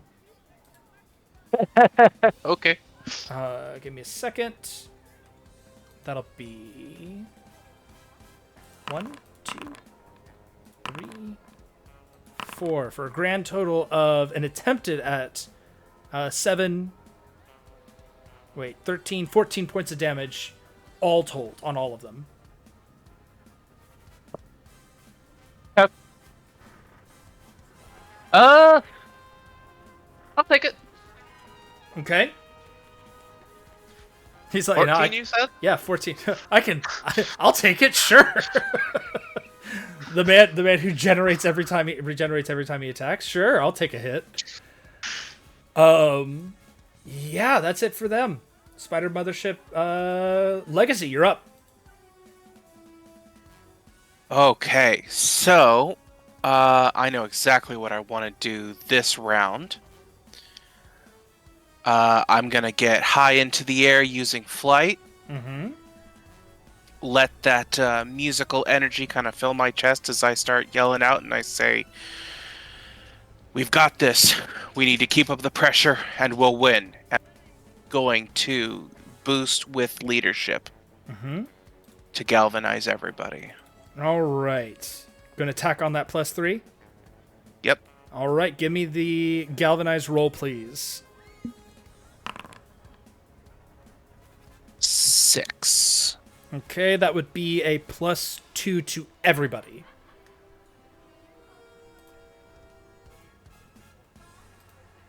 So everybody, Persistent?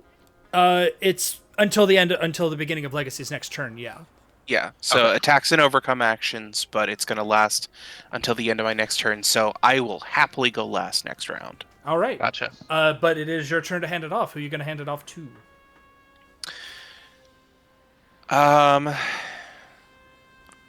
Let's give it to Wraith.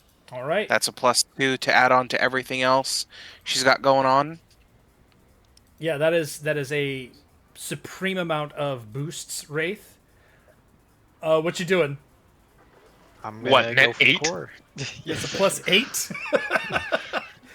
All right, so go ahead and give me the overcome action. I guess it would be deduction or gadgets would fit better with investigation for this. I would say actually deduction in this one, because gadgets are things that you use to solve the problem. Unless you have a gadget that she would be using, I would say deduction would be the better option, because you're narrowing down where this thing is. Okay. So then let me add the bonuses.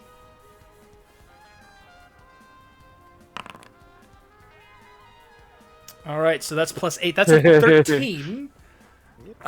You pinpoint this thing deep inside of the chassis. There's actually a exhaust hatch. So what you can actually do is going through the exhaust hatch on the top. If you get that off, you could actually just put a throwing knife in there, take it out in one go. So that's one part of this overcome action. Now you just somebody else needs to do the overcome action to destroy this. You could do it. You could pass this on to somebody else to make the attempt and tell them where it is. But yeah, it just needs one more overcome action to destroy the electro-neural link. Is anyone else able to get up here besides Legacy? Technically, Absolute Zero can. I'll pass it off to Absolute Zero. Okay.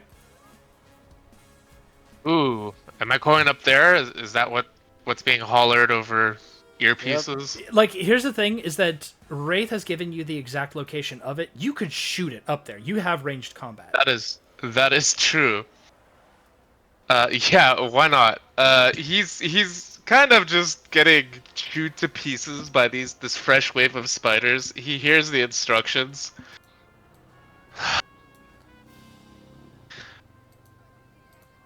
Let's see. And he kind of kicks and nudges some of the spiders away. Forms one more spear. Shoo. Leaned back and in the world's most Herculean javelin toss. Mm-hmm. Now, mind you, this is an overcome action. Oh, I know. I've Okay. got Principle of Cold. Oh yeah, just making sure that we're doing the overcome instead of Yeah, I'm using Principle of Cold here. It Okay. apply. Yep, go for it. Go for it. So overcome a challenge involving cold and use your max die. Cold, range combat, let's go. That's a 10. He just hurls it, and this spear that is longer, thinner, but it has that like arrowhead quality at the tip. He just hurls it straight up, and this thing goes flying towards the mothership. Okay. Here's the thing: is that it's not a 10; it's a 12.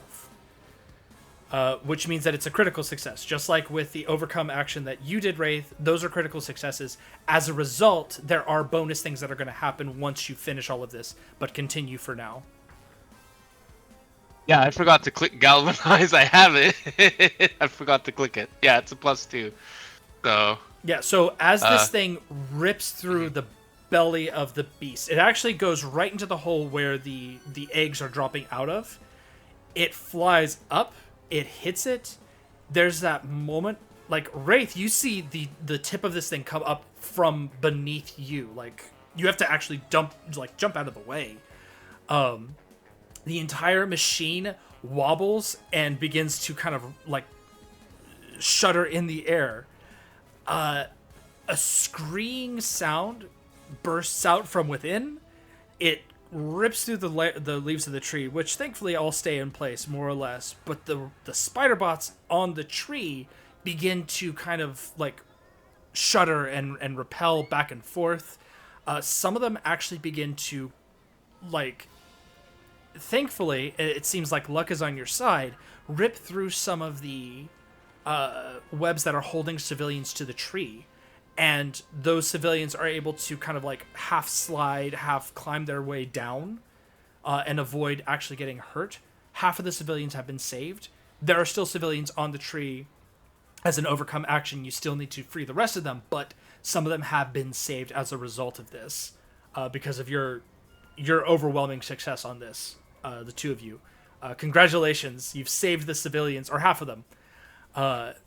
Now all that's left is to clear out the bots on the ground and to clear out the bots on the tree. As a result of your action doing this, all it's going to take is one successful overcome action to get the bots on the tree off to save the Akash'Flora.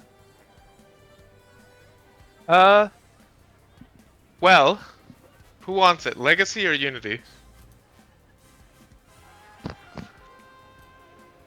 Any volunteers? There are still 5 bots on the ground that are active sources of damage.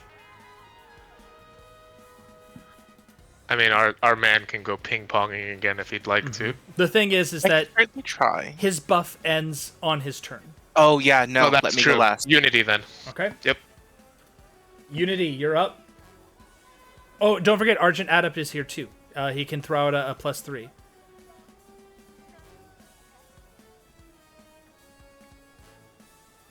If you wanted to pass to him first. Yeah, let's give it to him, then we can give it to Unity. That way Unity can get his buff. Okay. So once again, he looks around, kind of drifts up into the air. It's a slow going, but he does fly upward. Who would you like for him to give the buff to? Let's give it to Unity. Okay. So Unity, he kind of looks down at you and hums a little ditty. Give me a moment. And you now have a +3. Syncopated Onslaught. +3.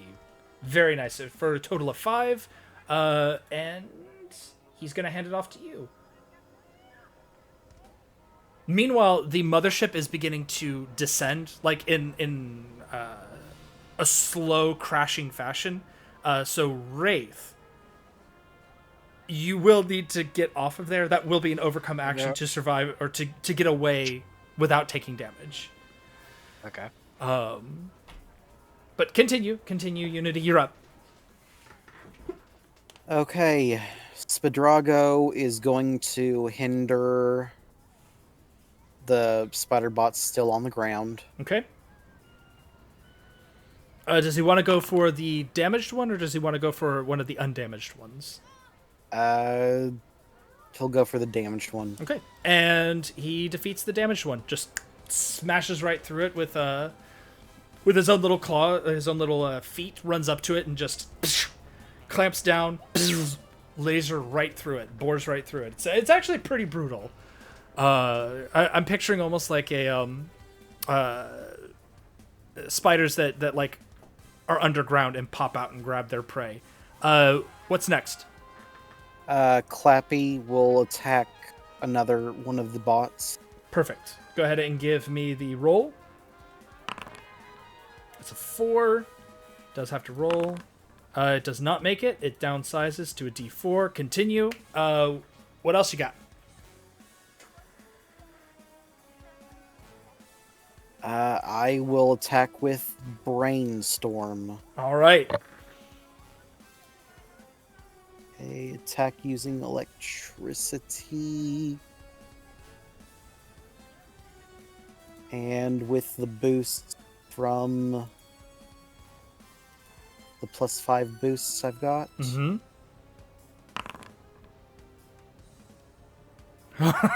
So, where do you want to assign those boosts? Because you don't have to put them all on the same die. You can assign them to various numbers. Okay. I will put the +2 on my min. Okay.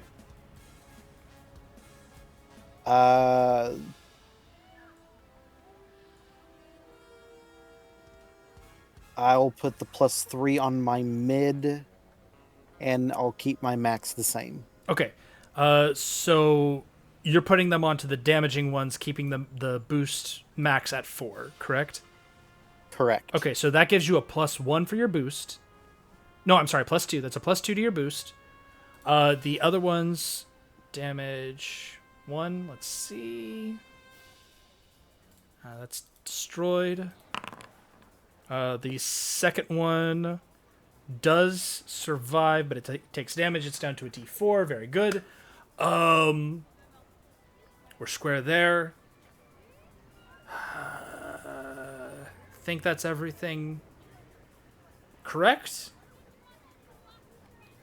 Yes. The only other thing is my last minion, Chitara, but I'm not sure what they can do. Overcome, right? Free some civilians. Yeah. There's another block of civilians that needs saving. Okay, Chitara will start cutting people's bonds. All right, go ahead and give me that overcome roll. Okay, Chitara, it's all right, sweetie. You tried. That is a complete failure. Or I'm sorry, no, it's a failure with a major twist. It's a success with a major twist. If you'd like to, you can succeed, but there will be a major twist.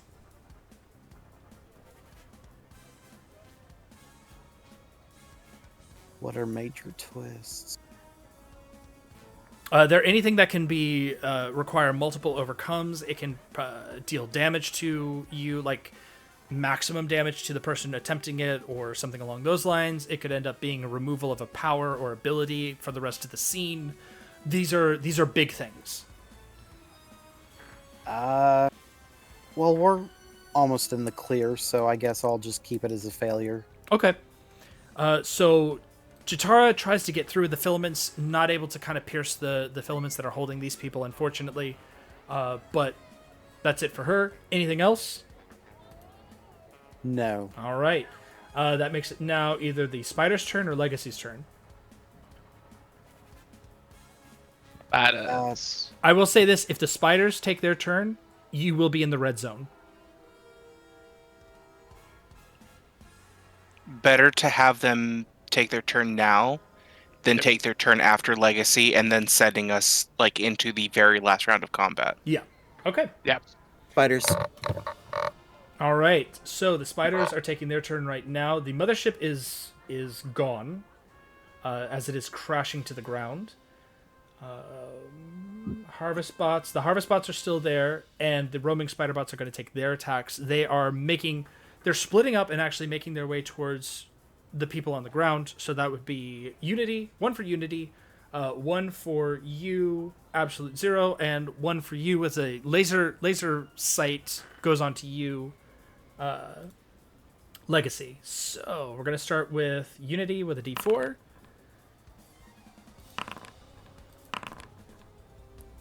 Unity, 4 points of damage, 6 points of damage for absolute 0, 4 points of damage for legacy.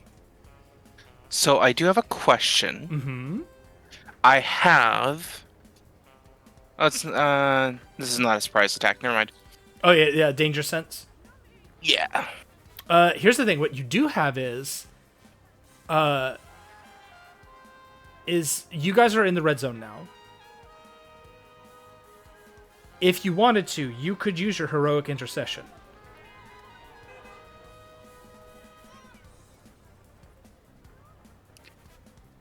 And we're all in the red zone, so I can target anybody. Yeah. Then. So what would happen is you would take one of those dice rolls of damage, the 4, the 6, or the 4, damage to a nearby hero in the red zone. You may take irreducible damage to redirect the attack to a target of your choice other than the source of the attack.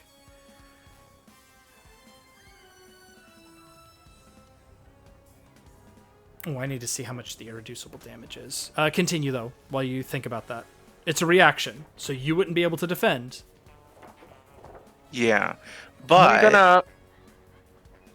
I'm gonna take one for the team. And take the one that's going after Unity. Oh, okay. Yeah, because you've got... when an opponent attacks, you may become the target of that attack and defend by rolling your single red zone die. All right. Yeah, so you roll first then, because that might change a lot of things here. That is a 1. Okay, so I take an additional 3. I'm taking 9. Okay, so at this point, you are taking 9 points. I'm going to say that if you want to, you can still redirect the damage going to absolute 0. You can still redirect one of those damage dice's legacy.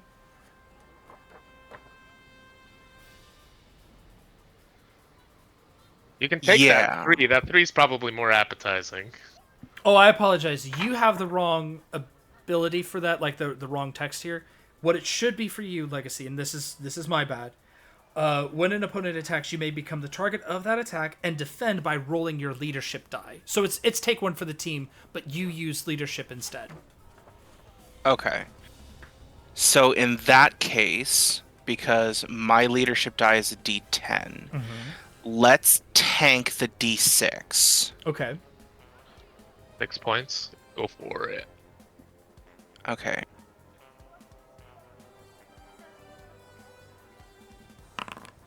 This is people throwing themselves in front of other people in a chain. Let me take... Well, this would be the single leadership die.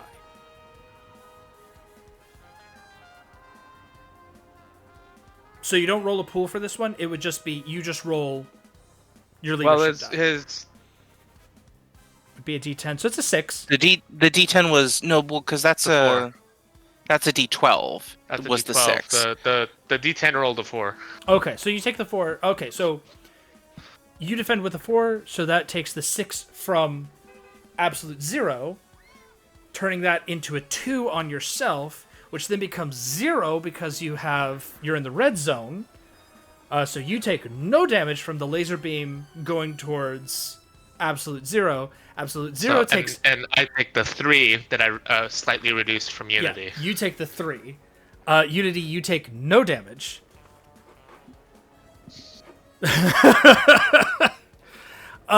Unity, you just saw 2 people that you kind of were at odds with move in to take cover fire for you. By the way, what does the cover look like when Absolute Zero does this?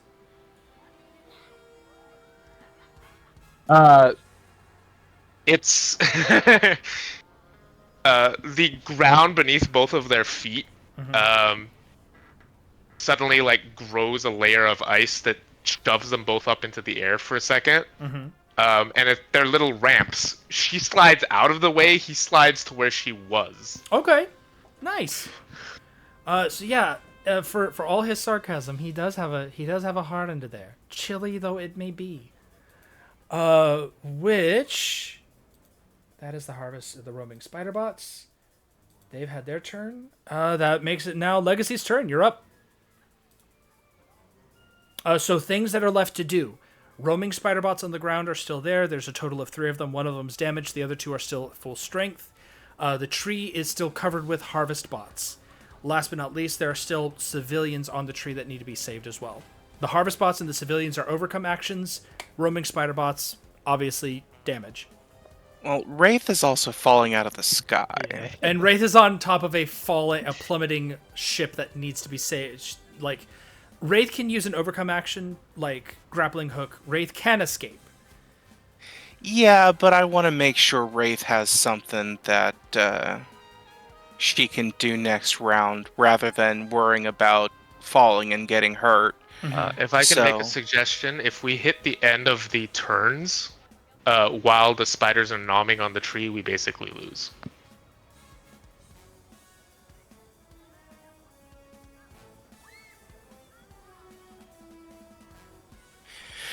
Then in that case, yeah, blind smash. Okay. Flying smash or the overcome action to get rid of the spiders on the tree? Let's do the overcome action. All right, go ahead and give me that overcome action, please. So I'm guessing flight, because I need to get a bunch of things real quickly. Yep. Close combat. Mm-hmm. And It is a D12 at this point. 7. Very nice. So, that is a success with a minor twist. I'll take it. All right. As you go zipping around the tree, kind of like corkscrewing around the trunk and up, you start smashing through these bots, one after the other after the other. Unfortunately, what ends up happening is that as you're doing so, you kind of have to choose between either doing damage to the bots or avoiding every single person that's on the tree. You end up smashing the bots, but a couple of the civilians actually take some bumps and bruises from falling debris as you do so. While it's not overtly something mechanically that's bad, this citizenship, like, they got hurt kind of as a result, and you're kind of your legacy, seeing people get hurt, especially by something you've done, not a great feeling. There might be something that comes up later as a result. But the spider bots on the tree are taken care of. Congratulations, they have been dealt with as well. That just leaves the ones on the ground. And we're back at the top. You got 1 round left. I can smash some spiders, but it's Legacy's pass. It is Legacy's pass. The only thing that is keeping the timeline going at this point, or the scene tracker at this point, is the... Give me a second here.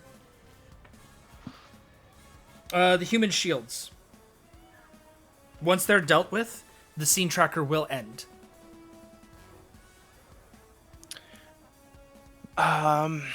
I do kind of want to give it to Wraith, because I want to make sure Wraith is okay. Mm-hmm. Right. All right. Yeah, I'm gonna do that overcome action to try and get out of this ship alive. All right. So you're on top of this thing. Go ahead and give me the overcome action. Whatever you're gonna do. I'm gonna try use. Well, not. I don't think I can use the ability for this, but just it'd be using gadgets to try use my grapple hook and then fitness. All right, go for it. 665, very nice. So it's a success. Do you have any bonuses? Not one that I can use. Which one? You I got don't think I have one. You got your. Isn't that? No, it's gadgets. You're using it with gadgets, so you can use that. Oh yeah, you're right. Okay, yeah. Yeah, so Let's that's a 8. That's a success. Yeah. So grappling hook in hand. What does Wraith do? Like, how does this look? So basically, she was kind of in the middle of the ship, right? We're inside, getting to the core. Kind of, sort of, more like on top, because Yeah. the ice came up and punctured Okay. that, so you were on top of Gotcha. it as this thing is coming Okay. down. Yeah, all right, so it's tilting back towards, kind of tilting, moving towards a 90-degree angle, and as Wraith is trying to run off, it starts sliding, or she starts sliding, and right before it hits a perfect 90 degrees and dumps her into the ground, she kicks off and shoots a grapple hook right into the tree and swings around and lands on a branch. Excellent. All right, so as that happens, the Spiderbot mothership just smashes right down. It avoids the tree, thankfully, but it comes down with an immense crash, and explodes. Not sending parts and pieces everywhere, but it definitely is it's an impressive explosion. That was you. Who you want to hand it off to? I think that would be Unity. All right. Unity, you're up. The only thing left that's keeping the scene tracker going is the civilians. All right. All minions on.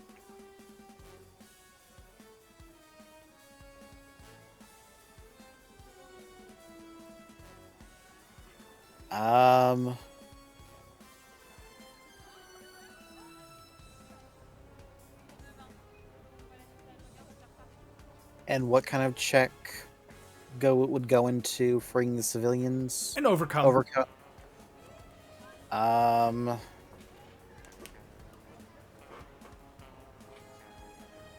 Don't worry Not about the spider boys. I got them. Well, I'm not sure if I want to use my action to make more minions to help, or just help. Well, you can do your action after your minions, so let that be your guide. Okay. Then all of my minions will start freeing civilians. One of them. Remember, they can only do Oh. the boost action, or the overcome action, so Chitara can absolutely do that. Go ahead and have Chitara roll. Wonderful. A complete success as Chitara zips around. Again, kind of following in Legacy's wake, slicing through these filaments, freeing people. She's big enough, she's maybe carrying like one or two of them on her back, and safely depositing them on the ground. Congratulations, everybody. We are no longer in the scene tracker. Technically, we are still red for the purposes of combat, but the Akash'Flora has been successfully rescued or spared from any further damage.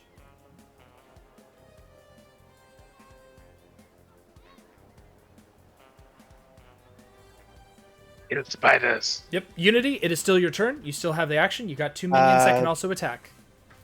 And how many spiders are left? 3. 3. Okay. Clappy will attack. Is there one that's already damaged? Yep. Clappy will attack the already damaged one. All right. Oof. All right, hold on. The already damaged one is still hanging around. Okay, Spider-Ago will attack one that is not already damaged. Okay. All right. And that one is damaged now. It's down to a D4. There's 2 at D4, 1 at a D6.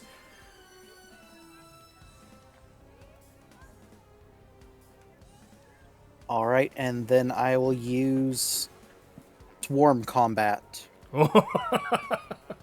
Attack using attack- electricity. Yes. Electricity plus technology, because I'm uses my robots. Mm-hmm. So you use your max die plus a bonus equal to the number of minions you have, which is 3. So that's a total of 9. That just destroys the undamaged one outright. What does that look like?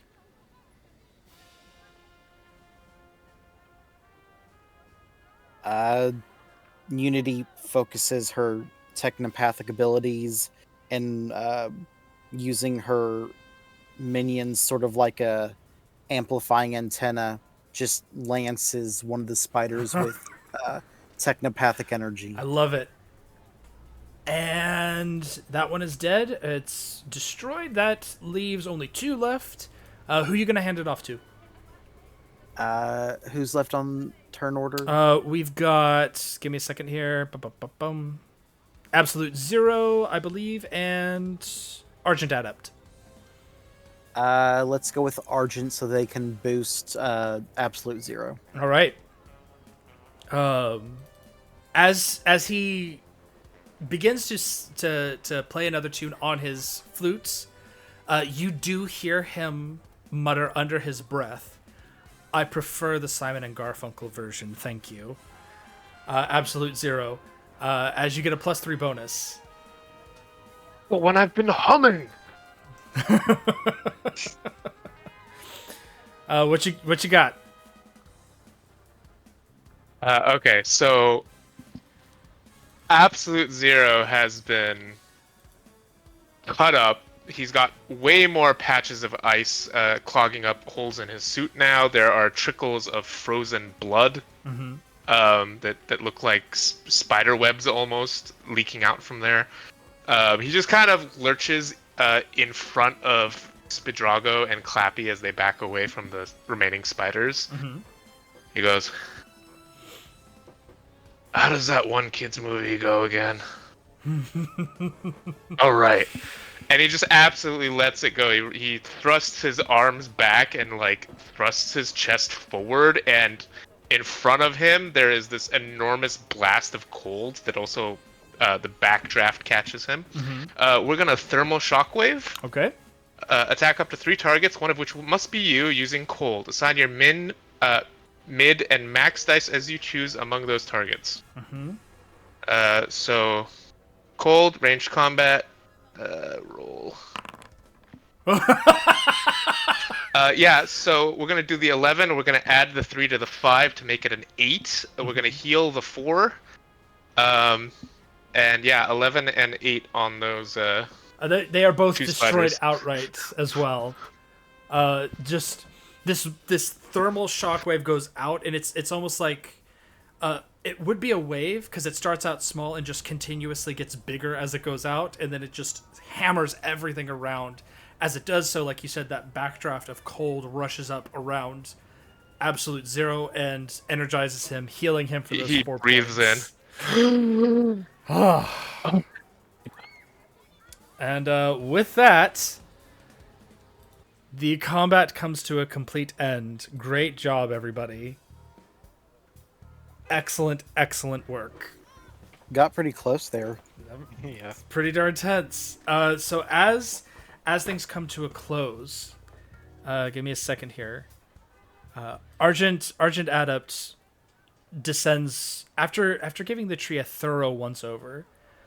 He descends and approaches the group, all of you as a whole. Thank you for the assistance. I appreciate the almost timely intercession. Any of you actually know what happened? That's probably what we were gonna ask you. How'd you get trapped like that? They swarmed, and I was caught off guard. I'll be honest with you, I've been distracted lately. Living in a tree will do that to you.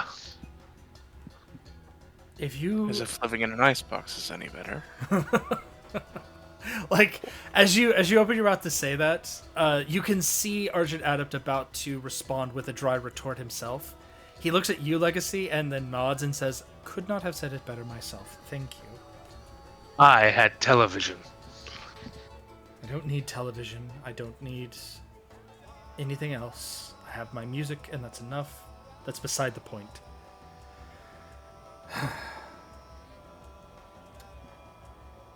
I was trying to figure out where these surges of power were coming from, and I was distracted when the spiders emerged. It won't happen again.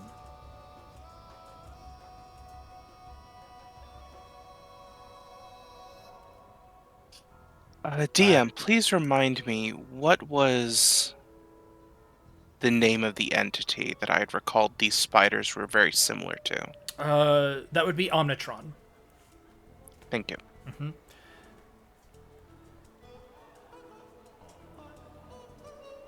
Apologies, I believe Wraith was about to say something. Argent, so look like these bots or these little spider bots were made specially to attack the tree. Do you have any idea, kind of?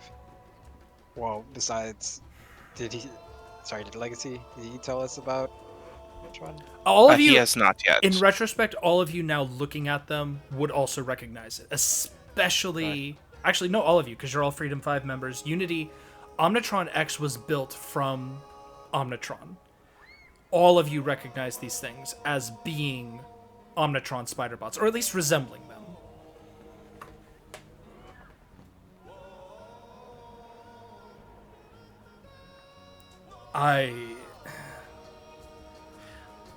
I'll be honest with you, I don't know much. I hate to admit it, but technology is not necessarily my specialty. And normally I would ask for help from the other Prime Wardens, but I don't have to tell you that we haven't actually been together recently. Ever since the crisis.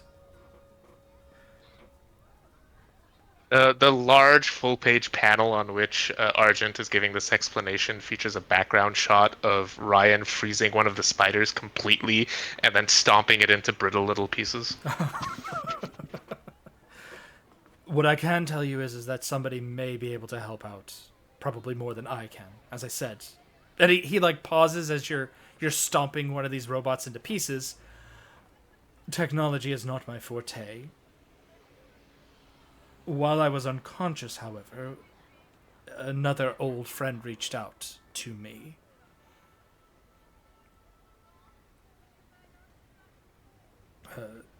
You all remember, I'm sure, Visionary, yes?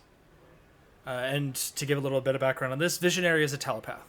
She is an incredibly powerful telepath, and I would say psionic, but telepathy is her main power. She came from an alternate timeline and came here to take care of a couple of things, but she kind of got stranded here. And she's worked with the team off and on ever since. But yeah, she's an incredibly powerful telepath.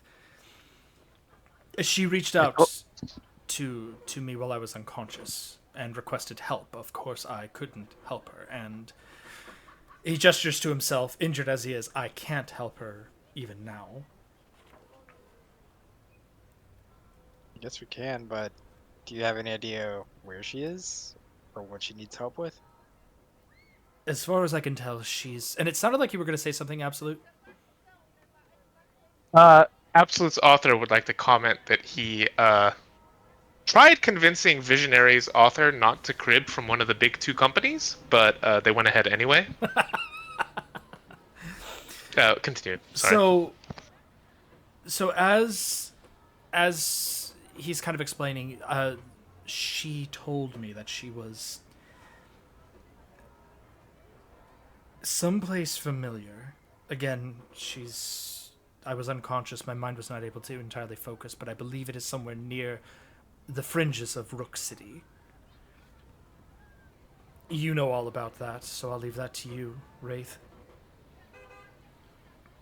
And he looks at you, Maya. Rook City is your home turf. It's your Gotham. If you're the Batman, Rook City is Gotham. It always comes back to Rook City.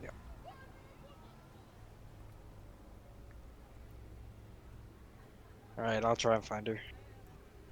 I'd suggest all of you going. I realize that there's some trouble between you all, but if I've learned one thing about the breaking up of the Prime Wardens, it's that it would have been nice to have a team here with me when it all went down. Thank you, though, for coming when you did, and thank you for helping me. I appreciate it. It's good to know that you're alive and well.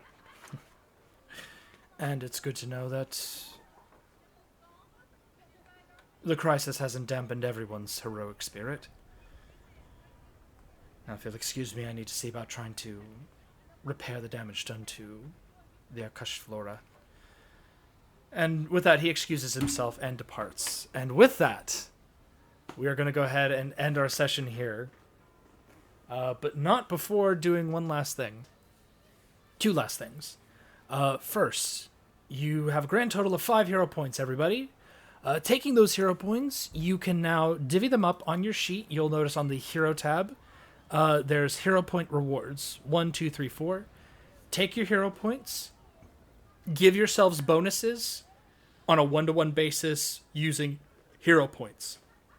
So you can give yourself a +4 and a +1. You can give yourself 2 +2s and a +1. You can give yourself 4 +1s.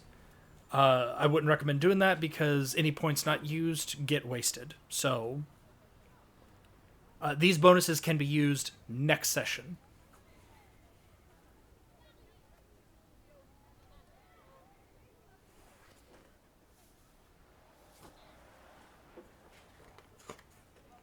And do we unchecked the issue that is in the collections? Yep. Speaking of, I looked up the collections rule again. Mm-hmm. After rolling, you can change the number on any one die to anything you choose. Oh. Determine min, mid, max after doing that. Oh, thank you. No, I'm glad you double checked that because So you can set a D12 to a 12. All right. So there's 2 more things that we need to take care of before we hop out. The first and most important thing is once you're assigning your points, what is this issue going to be called? I can give you the number. This is Sentinel Comics 801, Freedom 5, but what is the title of this comic?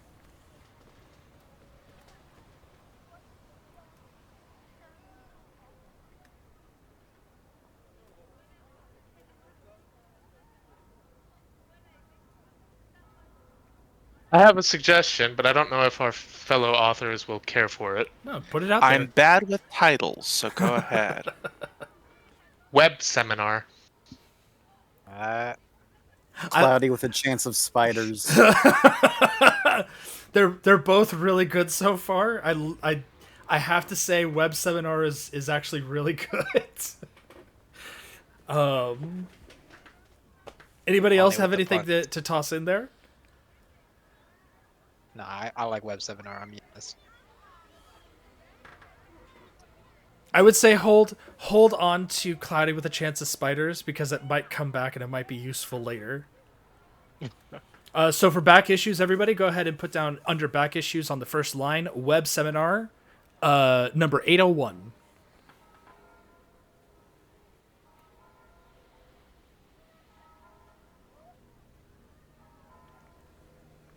So what happens is when all of the back issues are filled in, a total of 5, I believe it is. 1, 2, 3, 4, 5, 6. I apologize, 6. When 6 back issues have been made, they become a collection, and so you get an extra collection to add to your thing. So you get 2 of those instead of just the 1. This is the game's equivalent of leveling up. All right, so once all your hero points have been taken care of, that brings us to one last thing before we wrap up. We got about 5 more minutes. What was everybody's favorite part tonight? Let's start with Absolute Zero. Flying stop! Flying stop! That was incredible. That was an incredible roll. Great job on that. Everybody is also healed up to full, by the way.